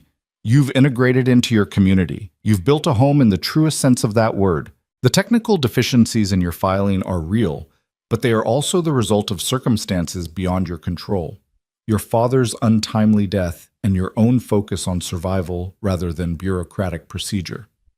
Eleanor couldn't breathe, couldn't move, caught between hope and terror, as Morrison's words seemed to point in one direction but hadn't yet reached a conclusion. After careful consideration of the law and the facts, I find that the Wade family's claim, while imperfect in its documentation, meets the essential requirements of homestead law. The continuous occupation, the visible improvements, the good faith establishment of a home, these core elements are present and undeniable. Therefore, I am ruling in favor of Miss Eleanor Wade. The challenge filed by Barrett Merrick is denied. The Wade homestead claim is hereby validated and confirmed. The words hit Eleanor like a physical force, relief so overwhelming it nearly drove her to her knees. Around her, the courtroom erupted in cheers from the homesteaders who'd packed the gallery, while Barrett Merrick's face went dark with rage. Morrison raised his hand for silence, clearly not finished.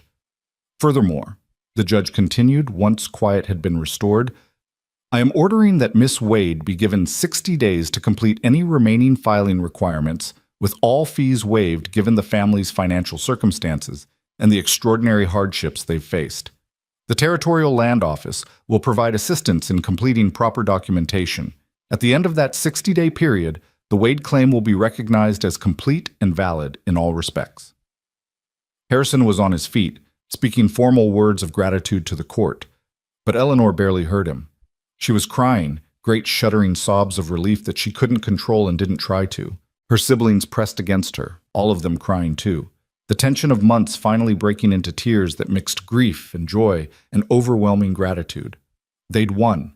Against all odds, against Barrett Merrick's wealth and power and legal manipulation, they'd won.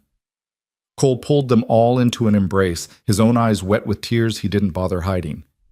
You did it, he whispered against Eleanor's hair. You fought and you won. Your land is yours, Eleanor. Your home is secure. Morrison brought his gavel down one final time. This court is adjourned. As people filed out of the courtroom, homesteaders stopping to congratulate Eleanor and shake her hand, she caught sight of Barrett Merrick. He was standing alone. Even Pemberton had stepped away, and his face carried an expression she hadn't expected. Not just anger, but something that looked almost like grief. His eyes found Cole, and for a moment father and son stared at each other across the courtroom that had witnessed their final break. Then Merrick turned and left without a word, his straight back and rigid shoulders the only indication of the emotions he refused to show.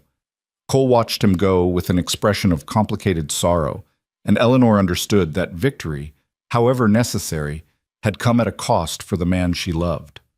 Outside the courthouse, the crowd celebrated as if the Wade victory were their own victory, which, in a sense, it was. Sarah Mitchell appeared with her notebook, asking for reactions, already composing the follow-up article that would spread news of this ruling throughout the territory. Other homesteaders shared their own stories of challenges from wealthy ranchers, emboldened now by the precedent Morrison had set. The Wade case had become more than just one family's struggle. It had become a symbol of resistance against consolidation and power. But eventually the crowd dispersed, reality reasserting itself over the euphoria of victory. Eleanor and her family returned to the boarding house one final time to pack their few belongings and prepare for the journey home. Home. The word felt different now, no longer tentative or threatened, but solid and sure. They were going home to land that was legally, absolutely, unquestionably theirs. Mrs. Chen prepared a celebratory supper for them, refusing payment and declaring that feeding people who'd struck a blow against territorial corruption was payment enough. They ate together, Eleanor and her siblings, Cole and Harrison, Mrs. Chen, and even Sarah Mitchell, who'd been invited to join them. The conversation flowed easily now that the weight of uncertainty had lifted, stories and laughter replacing the grim tension that had defined the past days. What will you do now? Sarah asked Eleanor as they finished the meal. Now that your land is secure, what comes next? Eleanor looked around the table at her siblings, at Cole watching her with open affection, at the people who'd helped them win this impossible fight. We go home, she said simply. We finish the spring planting. We continue building the life we started. And we help other homesteaders when they face challenges like ours, share what we learned, offer what support we can. This victory shouldn't be rare or remarkable. It should be normal for families to keep the homes they've built. And you, Mr. Merrick? Sarah turned her attention to Cole. You've sacrificed your inheritance and your father's approval to stand with this family. Any regrets? Cole's answer came without hesitation. None. My father built an empire, but he lost himself in the process. I'd rather build something smaller and keep my soul intact. He looked at Eleanor, and something in his expression made her breath catch. Besides, I've gained far more than I've lost. Later, after supper had ended and Harrison and Sarah had departed, after Mrs. Chen had shooed them all toward bed with maternal insistence, Cole asked Eleanor to step outside for a moment. The night was cold and clear, stars scattered across the vast Montana sky, the territorial capital settling into nighttime quiet around them. Eleanor, Cole began, then paused, seeming to gather his thoughts. Before the hearing, I said I had a question I wanted to ask once your land was secure. Do you remember? I remember, Eleanor said softly, her heart beginning to race with anticipation and hope and barely controlled joy. Cole took her hands in his grip warm despite the cold. These past months with you and your siblings, they've shown me what family actually means.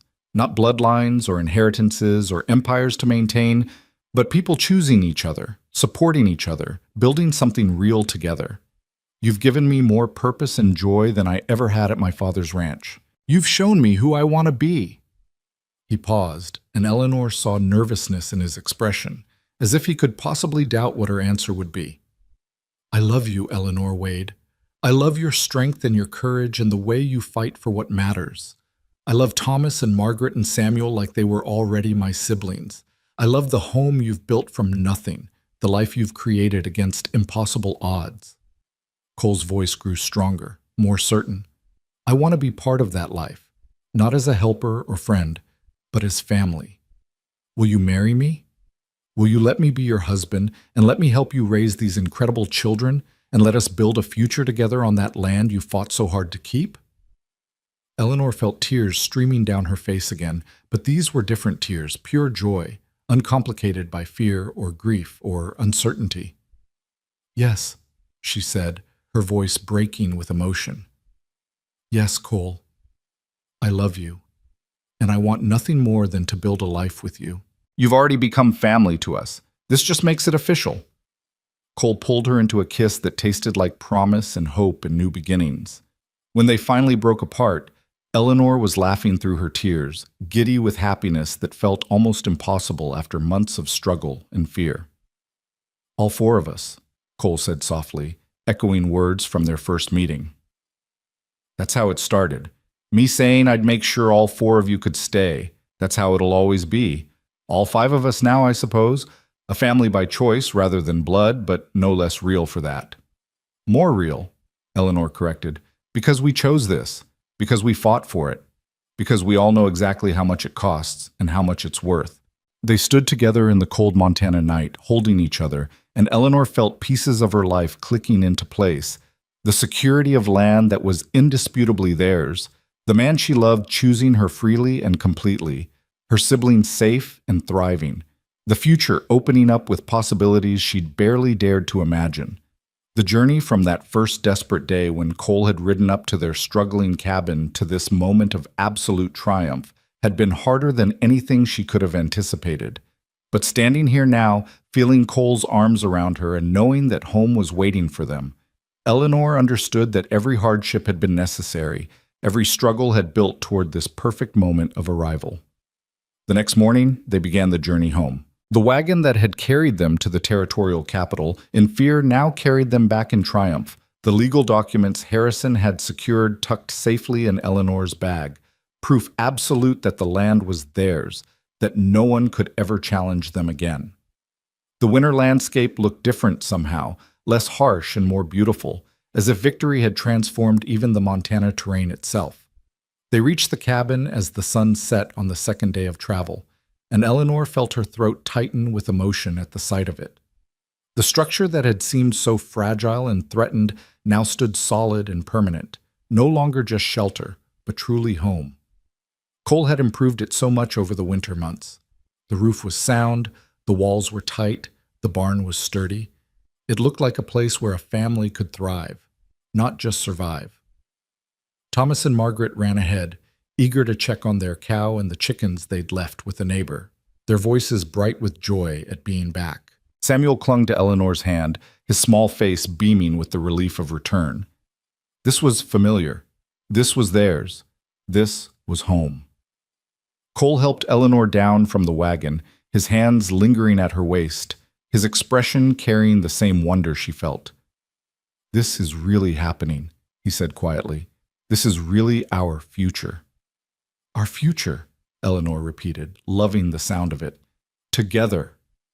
They spent the evening settling back in, lighting fires against the cold, checking that everything had survived their absence. The cabin that had seemed small when it housed 4 now felt cozy rather than cramped with 5, space made sufficient by love and shared purpose. They made supper together, falling into easy domestic rhythms that suggested how well they'd work as a partnership. Margaret told stories that made everyone laugh. Thomas demonstrated his improving skills at various tasks. Samuel chattered about everything and nothing with the unselfconscious joy of a child who felt absolutely secure. Later, after the children were in bed, Eleanor and Cole sat together by the fire, planning the future that now felt genuinely possible. They'd marry in the spring, Cole said, when the weather improved and they could invite the neighbors and homesteaders who'd supported them. They'd expand the cabin slightly to accommodate 5 people more comfortably. They'd increase the garden, maybe acquire another cow, build slowly and carefully toward prosperity rather than just survival. "What about your father?" Eleanor asked quietly. "Will he ever forgive you for choosing us over his empire?" Cole was silent for a long moment, staring into the fire. "I don't know. Part of me hopes he will, hopes that losing me might make him reconsider what actually matters. But I can't control that, and I can't let his approval determine my choices. I made my decision, and I'd make it again without hesitation." He turned to look at her directly. "I don't regret losing an inheritance. I regret that my father became someone who valued empire over integrity. But that's his burden to carry, not mine." Eleanor leaned against his shoulder, drawing comfort from his solid presence. "I wish your mother could see you now, see the man you've become. I think she'd be proud." "I think she'd be glad I finally understood what she was trying to teach me," Cole agreed. "That character isn't inherited, it's chosen. That family isn't about blood, it's about commitment. That building something worth having sometimes means walking away from what you're offered." His arm tightened around Eleanor. "She would have loved you, I think, recognized in you the same fierce determination she had. You're more alike than you know, both of you willing to fight for what matters, regardless of the cost."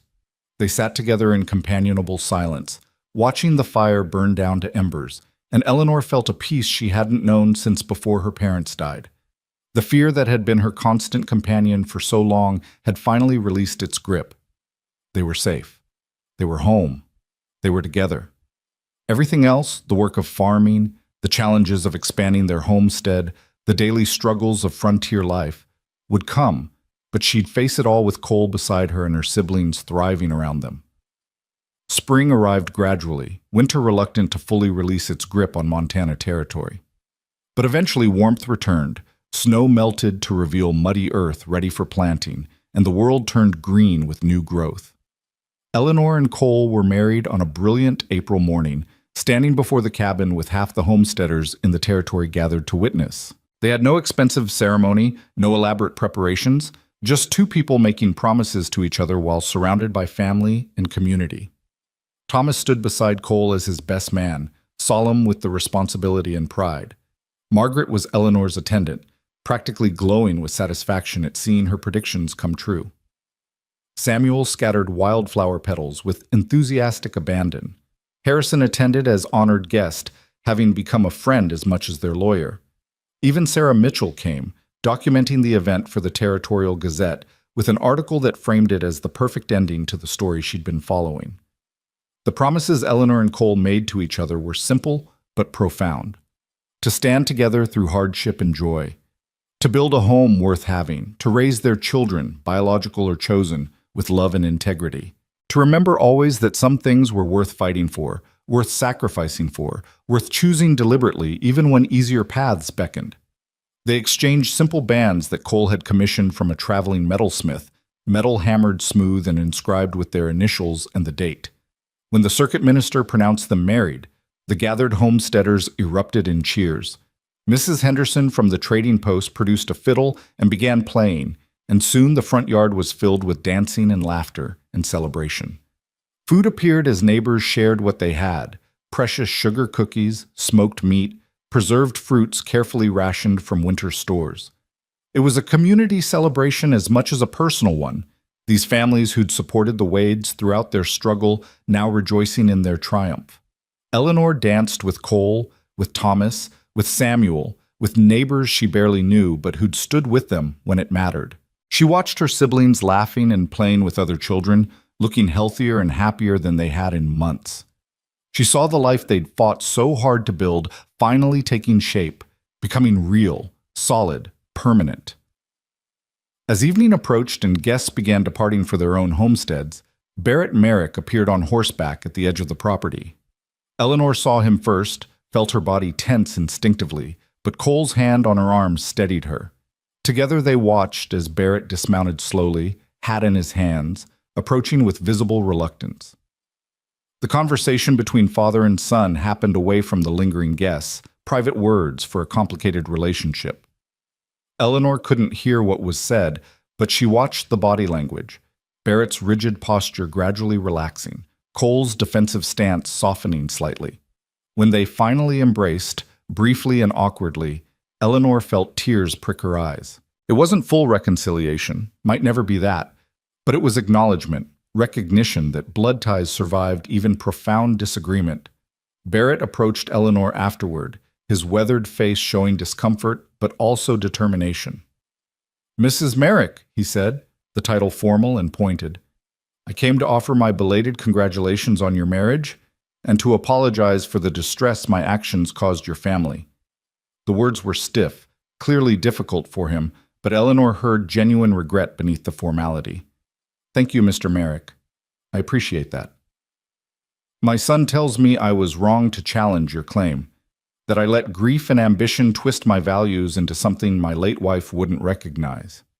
Barrett's voice roughened slightly at the mention of his wife. "He's not wrong. I've been lost since she died. Built an empire, but lost sight of why I was building it. The land is yours absolutely, Mrs. Merrick. You have my word. No more challenges, no interference. You've earned this home." "We all have," Eleanor said gently. "Your son, most of all. He gave up everything to stand for what was right. That takes a special kind of courage." Barrett's eyes moved to where Cole was helping Thomas with something, the easy affection between them visible even at a distance. "I know.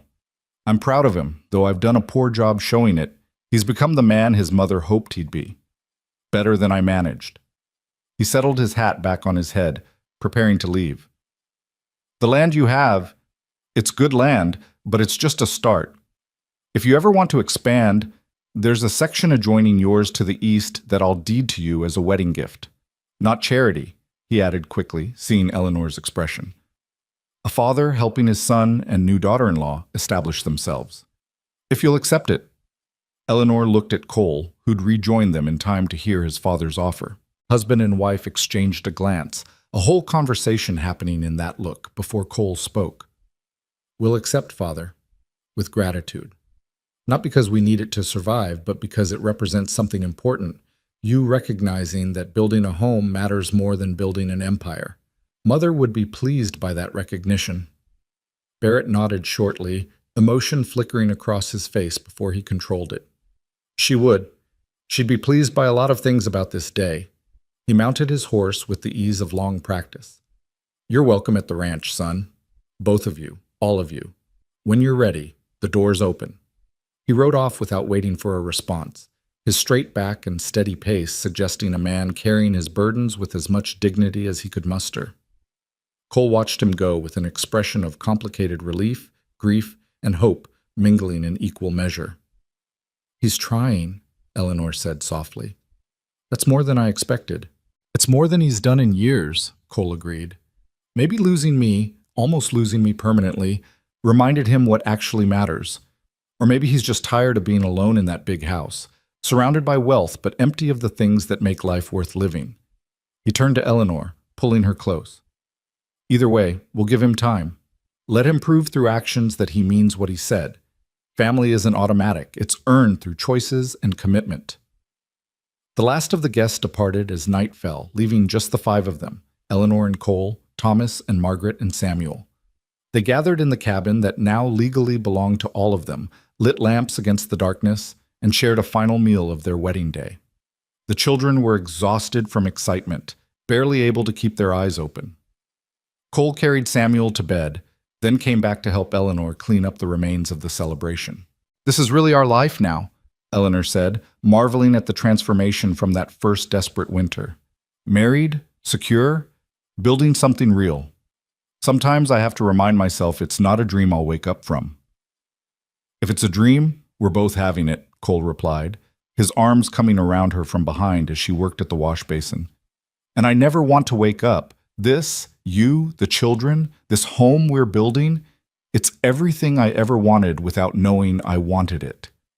Eleanor turned in his arms, looking up at the man who'd ridden into their lives 7 months ago and changed everything. "All four of you, get in," she quoted softly, remembering those first words. "That's what you said that first day. You were here to make sure we could stay." "And here we are," Cole said, his voice warm with satisfaction. "All five of us now, staying, thriving, building something that'll last." He kissed her gently, a promise and a celebration in one gesture. "Your father started this legacy when he claimed this land. Your mother built on it. You fought for it and kept it alive. Now we get to continue it together, not just surviving, but genuinely living, creating the kind of home worth passing down to future generations." Future generations. The phrase carried weight and promise, the suggestion of children who'd grow up secure and loved, who'd inherit not just land but the values that had preserved it. Eleanor let herself imagine that future, Cole's children and hers, siblings to Thomas and Margaret and Samuel, a family growing and thriving on this Montana homestead. It seemed impossible that just months ago she'd been terrified of losing everything. And now she stood here married to a man she loved, surrounded by family, facing a future bright with possibility.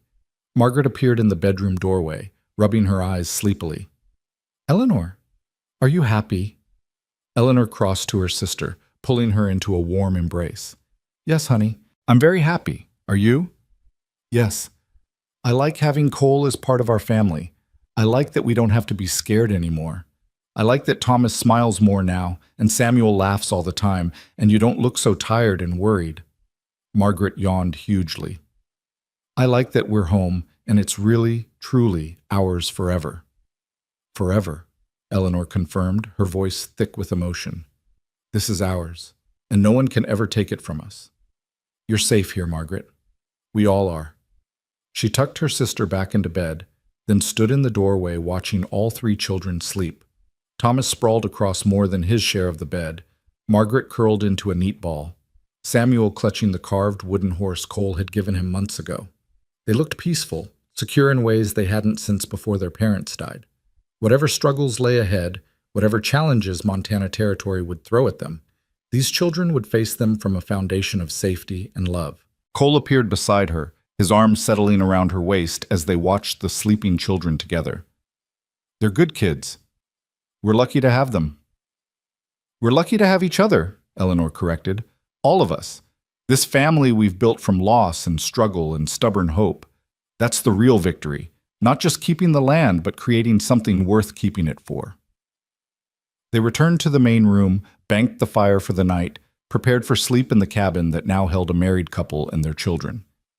As Eleanor lay in Cole's arms in the bed they'd share from this night forward, she thought about the journey that had brought them here. The grief and fear and desperate survival, yes, but also the unexpected kindness, the growing love, the discovery that sometimes family found you when you needed it most. Months turned to seasons, seasons to years. The homestead flourished under Eleanor and Cole's combined labor, expanding gradually as they incorporated the additional land Barrett had deeded to them. Thomas grew into a young man of character and competence, eventually claiming his own section of land adjacent to theirs. Margaret's fierce spirit and sharp mind served her well. She became a teacher, educating homesteader children throughout the territory. Samuel grew up secure and happy, never doubting his place in the world or his family's love. Barrett Merrick never fully recaptured the warmth he'd possessed before his wife's death, But he built a careful relationship with his son and daughter-in-law, with the grandchildren who eventually came. He learned slowly to value people over property, to see his workers as individuals rather than resources. The change was incomplete and imperfect, but it was real. When he died 15 years after Cole's wedding, he left his ranch not to empire builders, but to the men who'd worked it faithfully, dividing his holdings among longtime employees with the same care he'd once used only for accumulation. The Wade Merrick homestead became known throughout Montana Territory as an example of what was possible when courage met opportunity, when integrity refused to bend to power. Eleanor and Cole's story spread beyond their immediate community, inspiring other homesteaders to stand firm against challenges, giving hope to families struggling to establish themselves. Sarah Mitchell's articles about the case were republished repeatedly, referenced in territorial debates about land law reform, cited as evidence that the system could work for ordinary people when those people refused to surrender. But for Eleanor, the larger meaning was always secondary to the immediate reality of the life they'd built. She measured success not in acres or influence, but in family meals shared around the table her father had built, in children growing up confident and kind, in the way Cole still looked at her after years of marriage, as if she were the most important person in his world. The homestead thrived because they worked hard and supported each other, because they remembered always that land without love was just dirt, and buildings without family were just shelter. On their 10th wedding anniversary, Cole took Eleanor to the spot where they'd stood on their wedding night, looking out at the land that had nearly been taken from them. The cabin had been expanded twice now, transformed from desperate shelter into a proper home. The barn was large and sound, the garden abundant, the cattle herd growing steadily. Everything spoke of prosperity earned through labor and love. "Do you remember what you said that first day?" Eleanor asked, leaning against her husband's familiar strength. "When Samuel asked if you were here to make us leave?" "I said I was here to make sure you stayed," Cole recalled, his voice warm with memory. "And I meant it. Though I had no idea then how literally that would come to be true, how completely your family would become my family." "All four of you, get in," Eleanor quoted with a smile. "That's how it started. Your basic decency, your willingness to help without expecting anything in return. That changed everything." "You changed everything," Cole corrected. "Your courage, your refusal to surrender, your determination to keep your family together against impossible odds. That's what I saw that first day, a woman building something real from almost nothing. That's what I fell in love with. That's what I wanted to be part of." Eleanor turned to face him, this man who'd given up everything to stand with her family, who'd built a life with them that honored both struggle and triumph. "We built this together, all five of us, and someday our children will tell the story to their children, how we fought for this place, how we refused to let power take what love had created, how we proved that family isn't just blood, but choice and commitment." The Montana sky stretched enormous above them, stars beginning to emerge as twilight deepened.